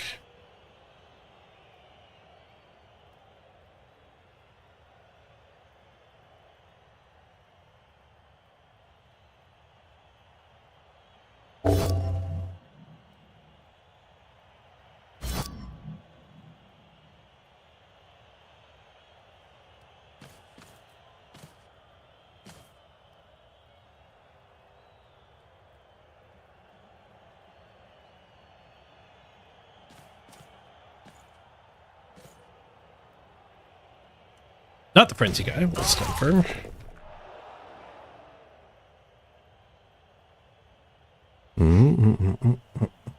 Keep randoms delete dwarves.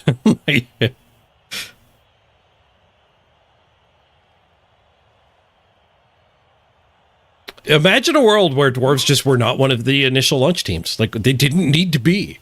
They could have just not had dwarves. Like, same as we don't have Norse. Like, we could actually be playing Blood Bowl without dwarves. And they missed that opportunity.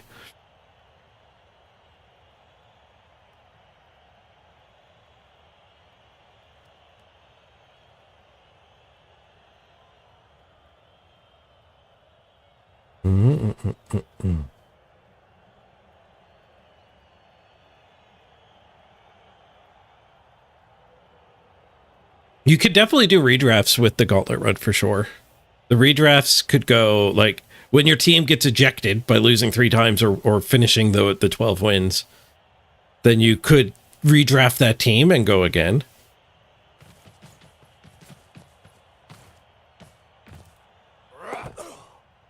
Ooh. Escape hatching with that guy. Nice. Does mean he's going to be scoring on turn 5. This stuff will just come back middle and he won't be able to stall. But that's probably good for him.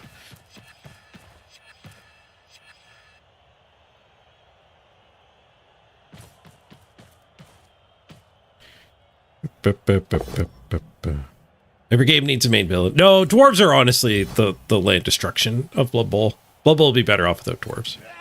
Just like Magic is better off without land destruction. It's just a toxic gameplay. Like the whole team having block and tackle and high armor. Like the whole point of dwarves is to take away all of the joy from Blood Bowl.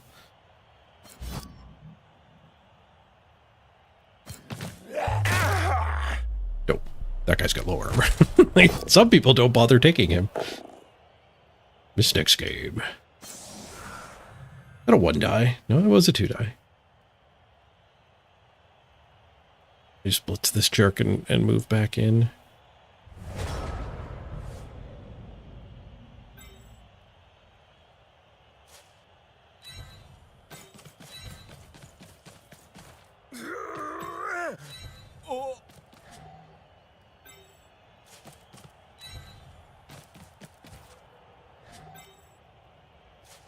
Force him to score. We get 4 to respond. Hopefully that's enough.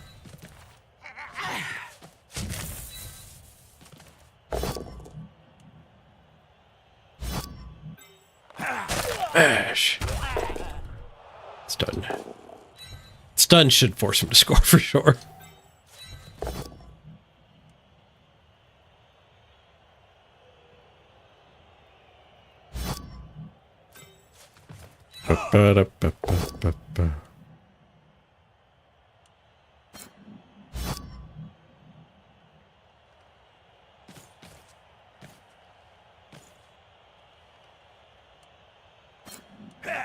Follow up. We're leaving one of the dwarfs behind.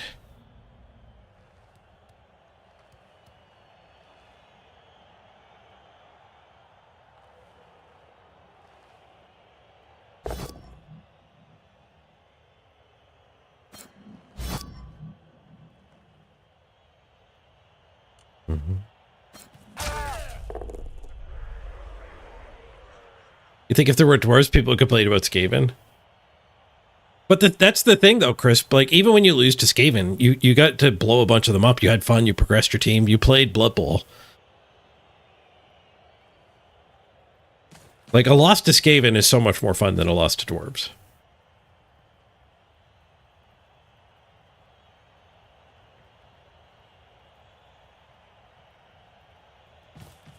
It's not just win rate. It's not win rate at all. It is... The problem is the play pattern. Like, if you have an elf team, and I've been this guy, but you have an elf team that you've finally gotten up to, like, dodge on 8 out of your 11 players. Right? And it's still kind of early. They're not fully blodged. You just got a whole bunch of dodge on your linos, a couple blodges on your positionals. And then you run into dwarves twice in a row and they kill your team. It's like, I just added, like... 140,000 worth of dodge to my team, and it literally gets blanked by your existence.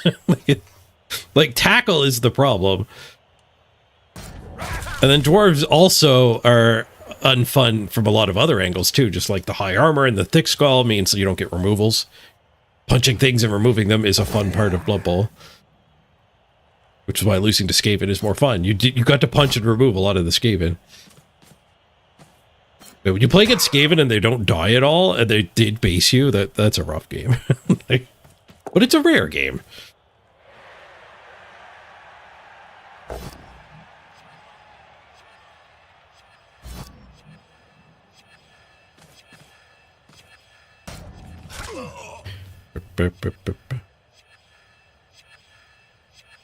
It's just like land destruction in Magic. Like, land destruction decks were rarely good in Magic, but when they actually worked, and you made your opponent not get to play the game of Magic because you blew up all of their lands, like, that is not a fun game of Magic. So they don't print land destruction cards anymore, not necessarily because they were overpowered and good, but because when people played them, there was no fun being had by half of the table.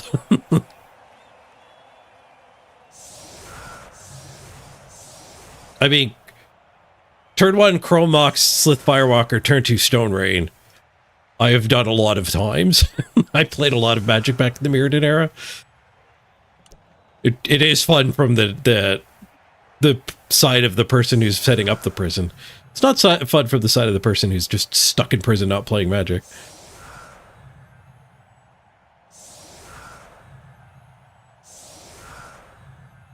Zug stays out. Let's go. We are down to 10. It's 10v11, but no Zug.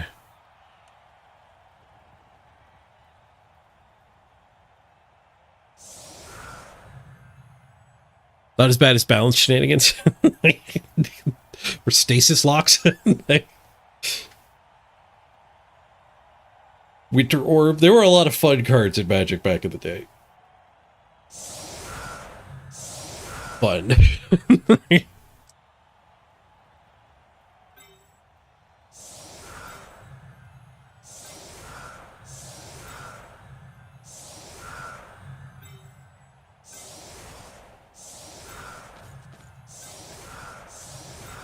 I think if they just remade Tackle should be 2 skills. They did that to a lot of things, right? They made a lot of things in this game split into 2. Tackle should have probably been split into 2. So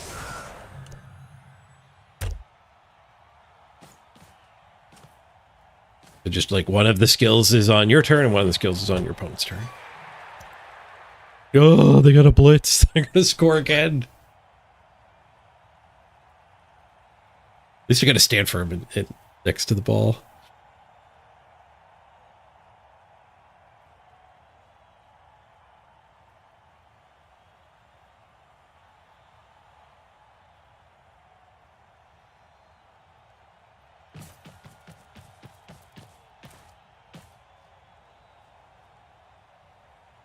Could split block into 2, one for your turn, one for theirs. Yep, they could do that too.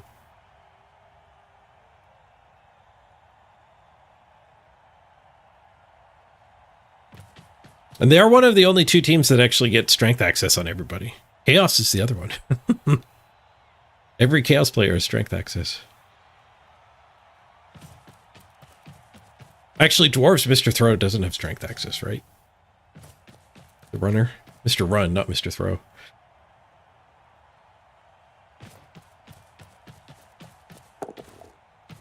Or blitz. Gets us. No more tackle zone on the ball.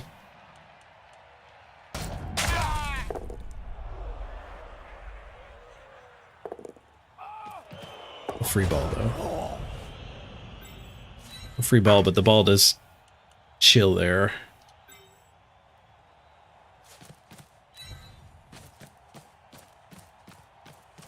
We're gonna have to punch the other direction and bring these guys back. The guard in and then blitz that. A little bit less mighty blow happening, but Skulls. Go away, Skulls. Not now, Skulls. Not now. Not ever, really. Skulls again. Go away.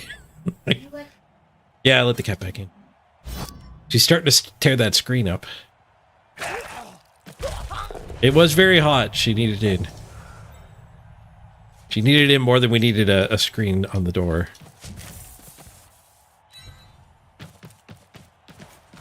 Hope we don't need a reroll for anything else.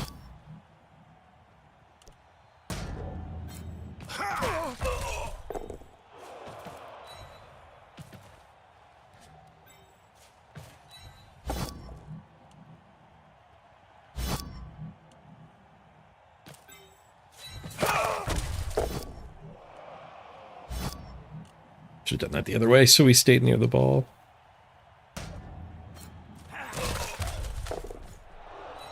Tackle zone pickup attempt. Oh, I missed a hit. Nope, but I got the ball.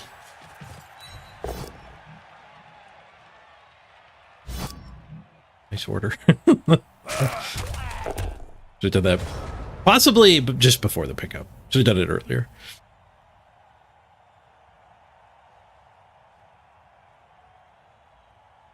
Your luck screwing the time investment. Bad game design. I mean, it is a luck-based game. So, I mean, luck, dice, rolling dice is a core part of Blood Bowl's design. Like, they just throw it on everything. Your Apothecary has to roll dice, your Prime has to roll a dice. Like, if you don't like randomness, Blood Bowl just ain't the right game for you.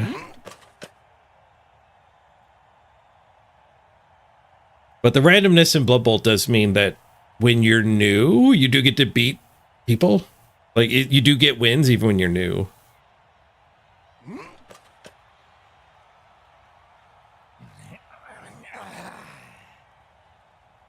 Like, it's not like chess. Like, if you just start playing Blood Bowl at your local group,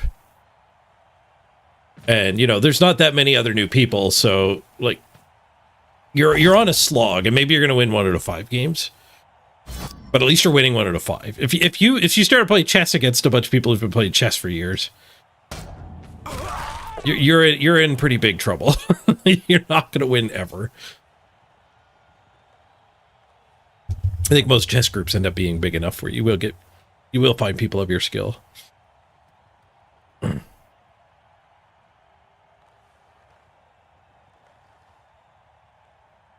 It's like saying there's too much randomness in poker for it to be any fun. So there's you can work around the randomness and still end up with a good win rate. It's a good argument against doing the playoffs as best of 1 single elimination, though. Best of 1 single elimination, so a heck of an idea. Like, Magic the Gathering has never done single. It's always best of 3. It tends to be Swiss, too. Just a push. 1 die retry. Spends his reroll. Gets the POW. We get 3 turns to score. Gets us with the old punch and catch. I have a guard ready. Right? Based. Disregard me having a guard ready.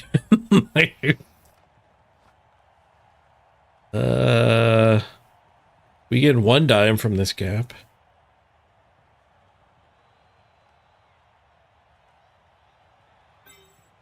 Gonna be the only thing we get.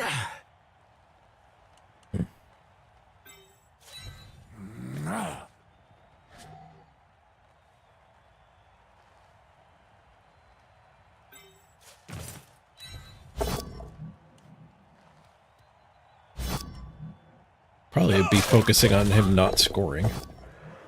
Skulls again, sure. All right. GG.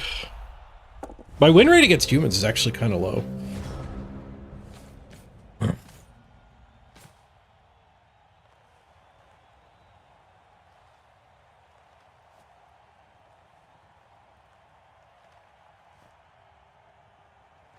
Oh yeah, Blitz as a kickoff event is stupid. it's too random for sure.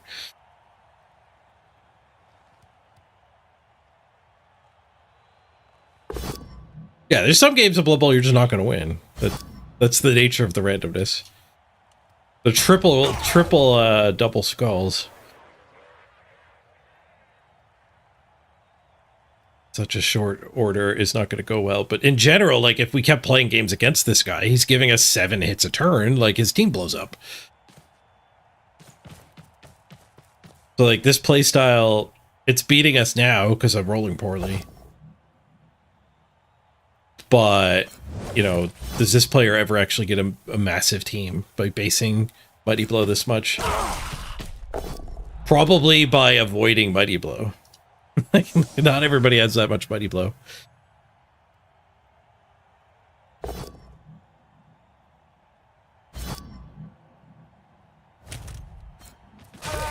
Let's get no apothecary either. Where did the apothecary?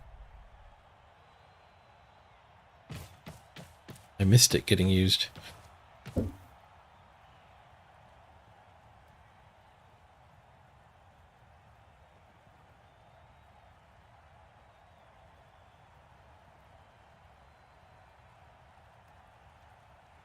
Yeah, at least Throw a Rock went away.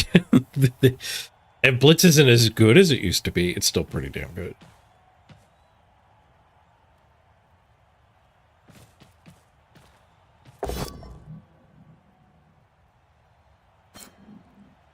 Ubiquitous, you're up against a Skaven player, keeps giving you tons of hits, and you keep finding the skulls too. Yep. And much like playing poker, it's useful to get yourself in the mindset of, like, not, like, don't like when you get a really bad beat in poker, So your opponent played like a donkey, and they hit their runner out and beat you. It won $600 off of you. Like, yes, you should be angry. The universe was annoying to you there. But also, like, you should want to keep playing against that player. You shouldn't be like, you're horrible at this game, go away, I never want to see you again. Like, you should be like, oh yeah, nice hand. Let's keep playing and keep playing against that guy all night. You'll get him eventually. And like we'll get lucky games to offset the bad games.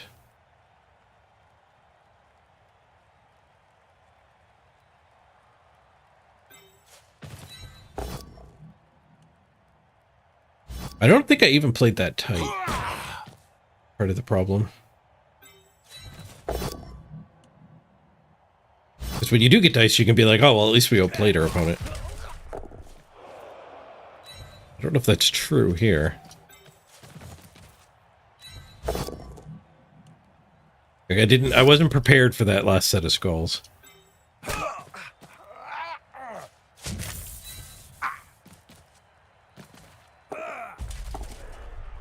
On the blitz too.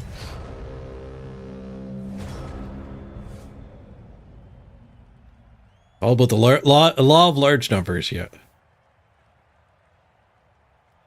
The big time investment does suck for Blood Bowl.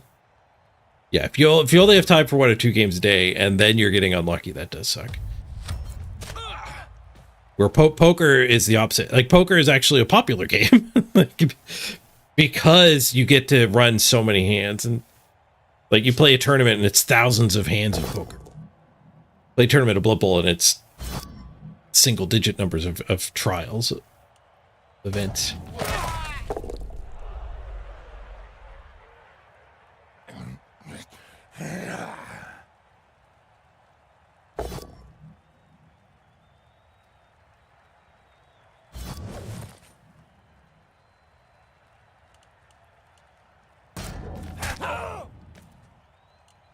Wouldn't be bad to concede.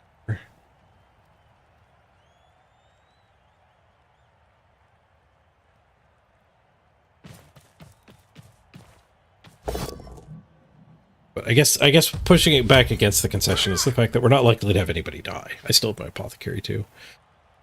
We're not going to win. We're not going to draw. But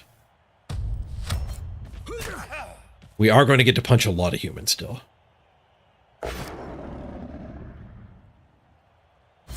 Poker killed the only MMO you ever bothered to play? How did poker kill an MMO?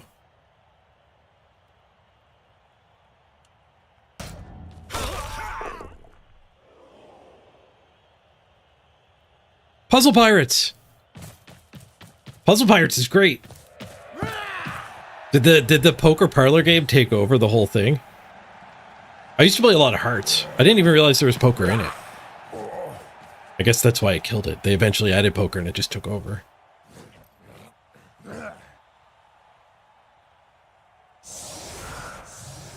I used to play Hearts and Puzzle Pirates.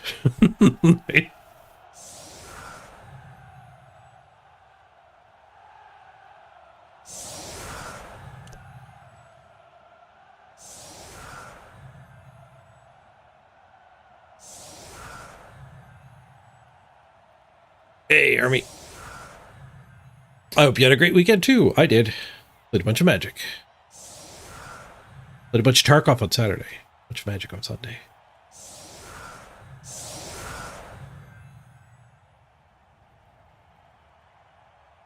Did a couple sets of line hits here. Mashy. Oh, Zug came back. Rough. Got his bench again. Have no removals. Not yet. Ooh, perfect passing. Let's go. We can get block on our runner here if we get this pass. Am I the one who got it? Maybe I didn't even win the kickoff event.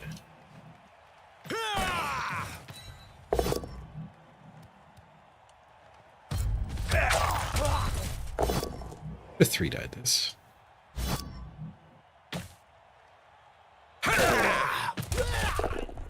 Yeah, 3 died this one. Far away.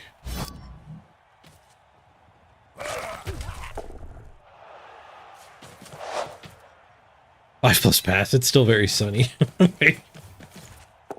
Got the 5. Pass farm. All right. Did we win the kickoff event? No, the stupid humans did. 7 SP.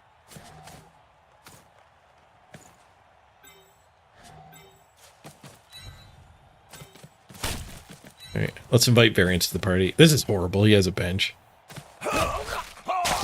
And he likes to hide his catcher, so this is actually bad for me. We got caught on a stun. That was a bad foul. What's harder to learn, Blood Bowl or Magic? Oh, Blood Bowl by far. Like, Magic is like Othello. Easy to learn, hard to master. Especially these days. Like, just fire up Magic Arena, and I think the tutorial will teach you Magic reasonably well. Where traditionally both games you needed a mentor, realistically. Like, you need a friend to show you how to play Magic. You need a friend to show you how to play Blood Bowl. But I think modern day, like, if you just go play on Arena, I think it'll get you up to speed as a complete noob. Do we play in Rebel? No. No, I don't play in any leagues. Have I played Star Wars Unlimited? No. Is that online? I mostly just play online card games. I got pulled back in to Magic a little bit playing on Arena, Modern Horizons 3 drafts.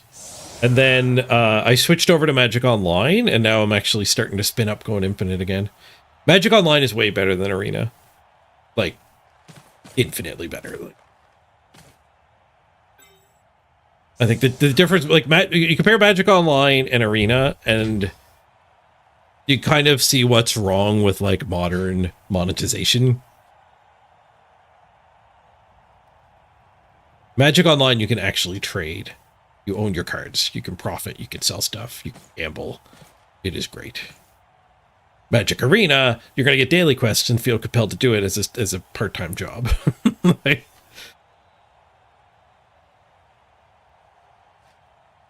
but like what I was playing on Sunday was Pauper leagues. So it's like you pay $10, you play 5 matches. If you get 2 wins, you get most of your entry fee back. If you get 5 wins, you like triple or quadruple your money.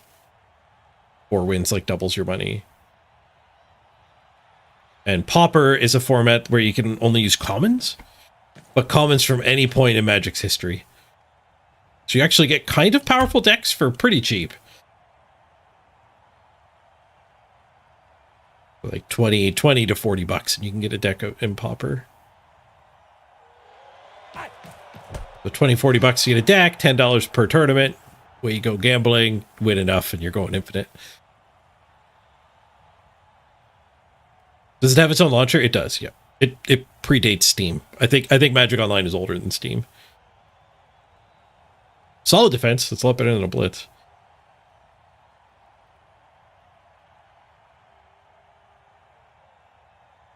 mtgo.com, I think, is the website where you download.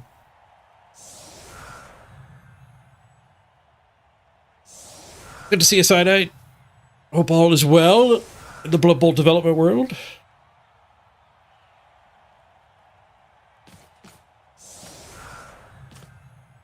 Now, Magic Online, the user interface is a lot worse. Like I said, it's older than Steam. It has rules enforcement, but it doesn't have a lot beyond that.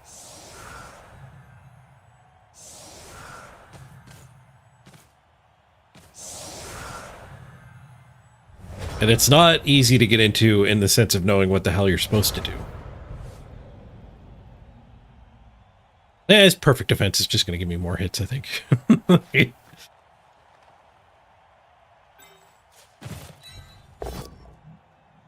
Goals. We've been here before.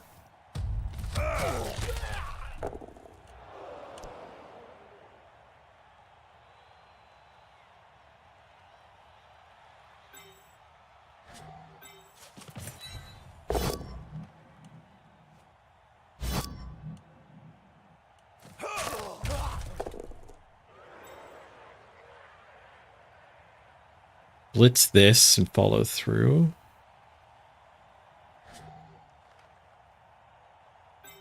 So let's hit with this one.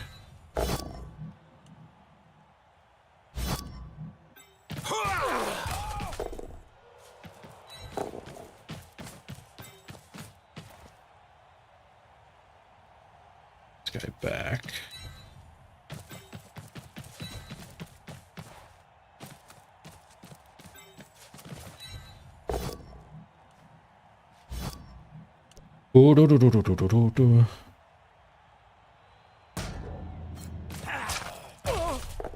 FT Just, you want to know more about the 12 win 3 loss thing? So it's if you want to see it in action, like it's present in most card games. So Hearthstone, I think, was the first one to actually do 12 wins before 3 losses. So if you do a Hearthstone arena run, they're set up as 12 wins before 3 losses.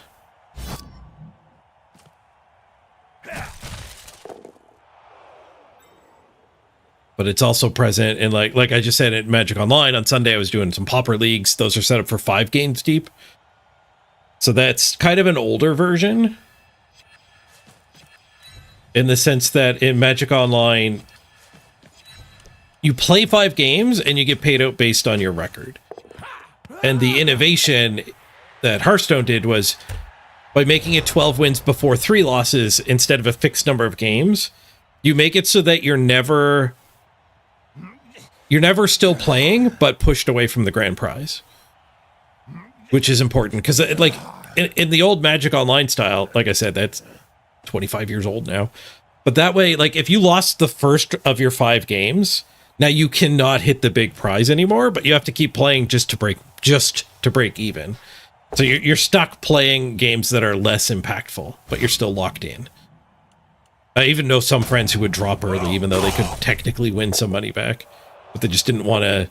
They didn't want to play for like a 50% refund on their entry. Oh, I got this guy surfed. I forgot about the frenzy. There's a pretty big innovation in these card game tournament systems to let you always be chasing the grand prize by having a 3 strikes you're out. Yeah, it was pretty bad. Derped about the frenzy. I think this is the last game of Blood Bowl. I've been bad all week. All last week. Had no energy. It's a pretty bad derp. Partly because I checked out, I think, of the game emotionally more than running out of steam like I was last week. Maybe we'll go play Magic after this game.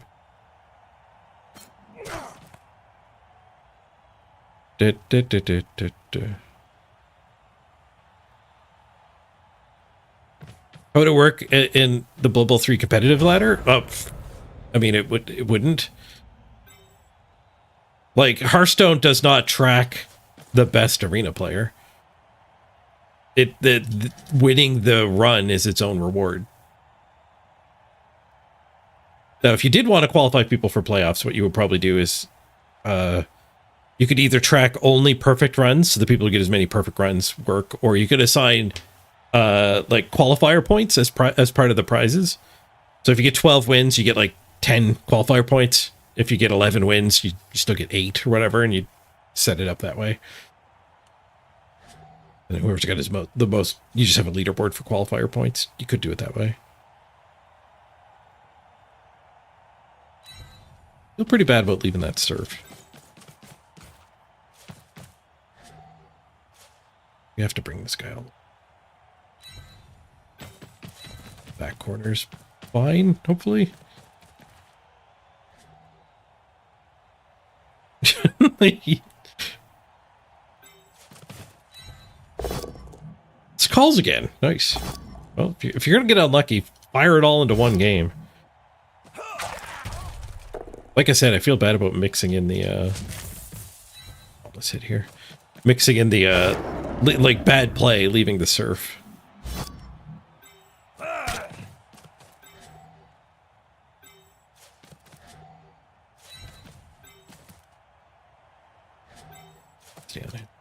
And connect with him. Leave this. Should not leave that because this guy's reaching too. Humans are faster than you would think.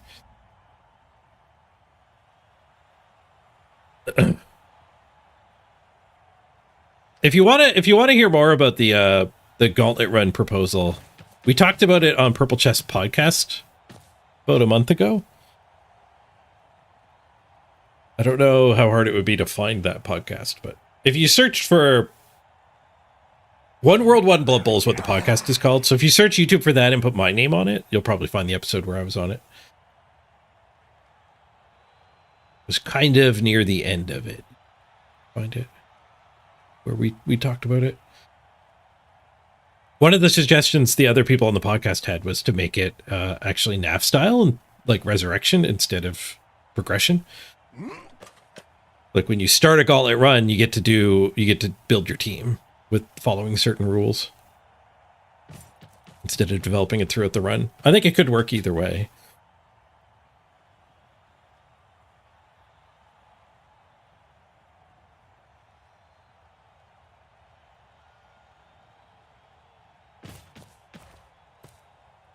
What earbuds do I use? The cheapest thing on him. Don't copy my stuff. I'm poor and cheap. Both. Even when I can afford more, I don't. Don't like spending it. And I have no sponsors to recommend you to. Oh, Crisp, it was episode 47. Thank you. So 47 of One World, One Blood Bowl.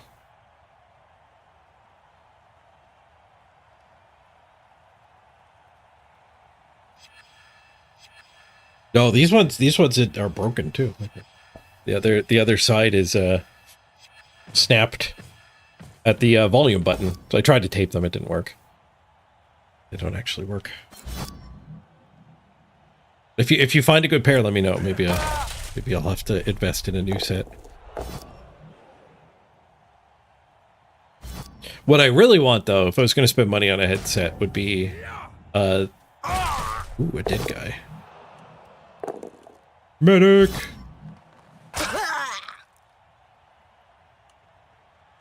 Mistakes game. Alright, I think we just get out of this game. Enough. GG. We'll do the apothecary concede. Fix your game, Cyanide. You need to actually punish concessions.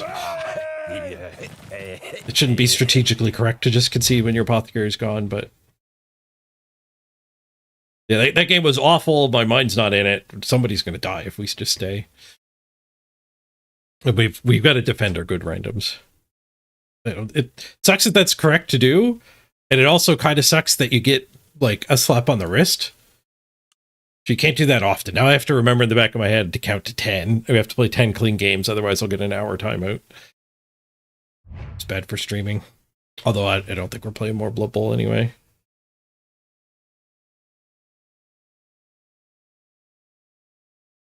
Two missed next games. I think the other guy's fine. Yeah, 2 missed next games.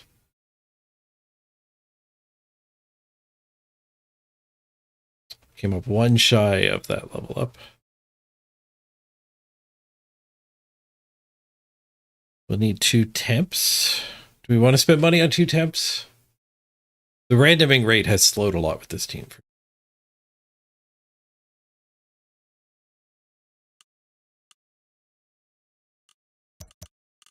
Yeah, we'll hire 2 temps. We got the money. We still have 220.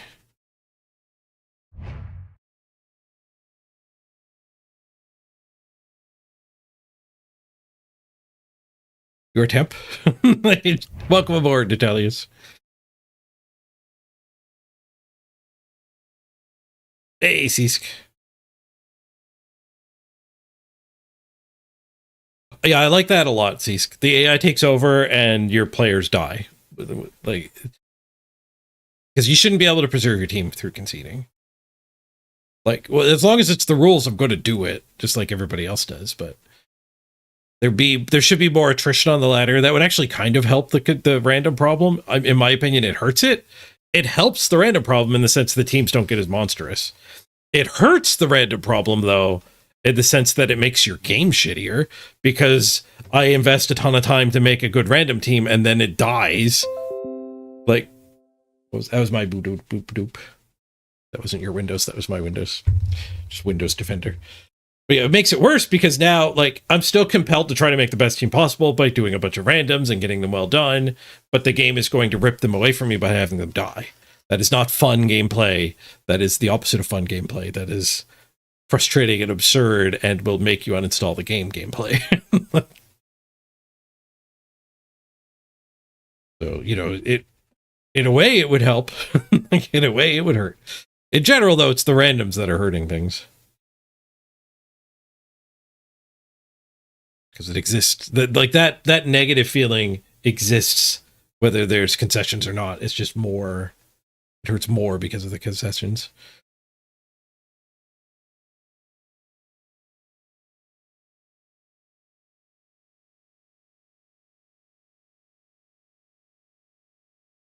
Yeah, conceding punishes your opponent more than you. Like, I got to escape that game without getting beaten up anymore. Also, my opponent got to leave the game without getting beaten up anymore. And his team didn't develop either. It just throws everything off. In some ways, it makes teams more powerful. In some ways, it makes them weaker.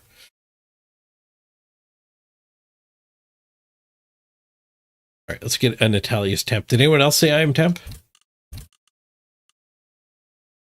Natalia's volunteered for the front line as this temporary player.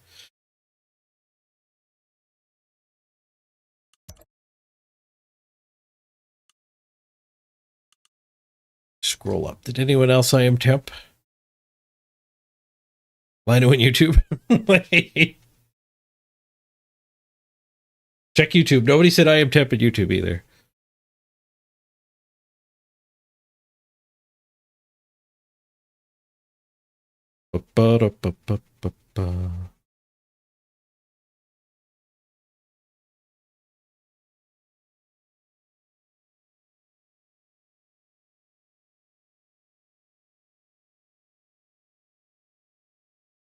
Good luck you got this. Thanks, Seesk. Your player died, Seesk. Sorry about that.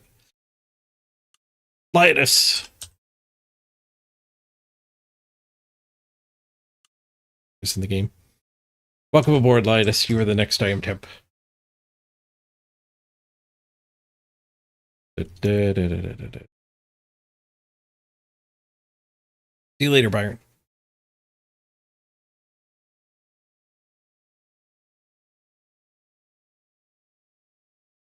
What build would I recommend for Dark Elves? You could take a Witch or not. For Dark Elves, you do hit... I assume you don't want Assassins. But you do have to make decisions when you build the Dark Elf team. It's a very, very expensive team, but I think you can do...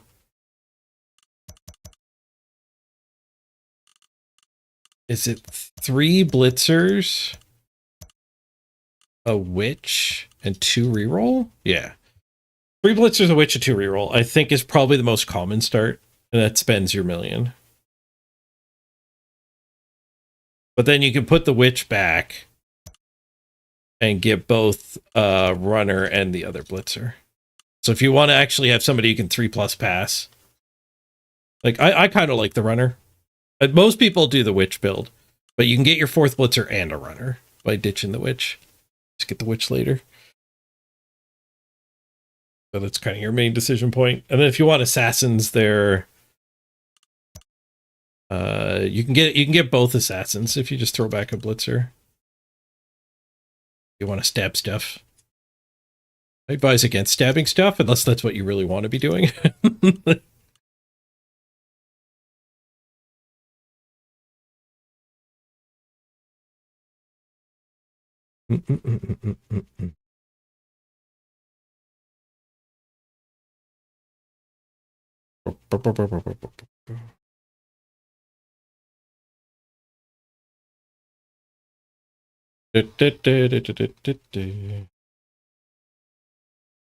If you want to trim a reroll, you could get the Witch.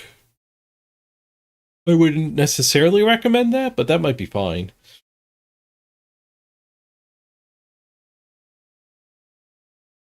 Two Assassins for a Blitzer. That's a deal you can regret for the whole season. It's so true. All right, it's too hot today. Upbeat. I think we're just gonna call it early. That game sucked.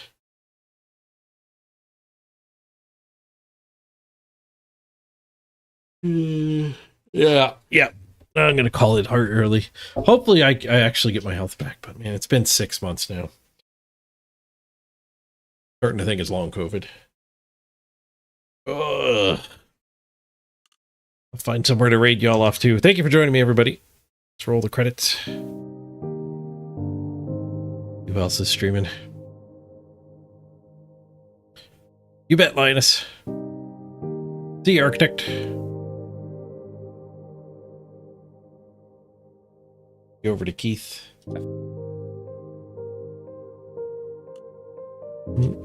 Space point last.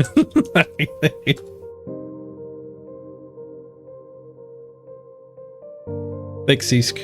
See you, Simple Gifts. You bet, Torque.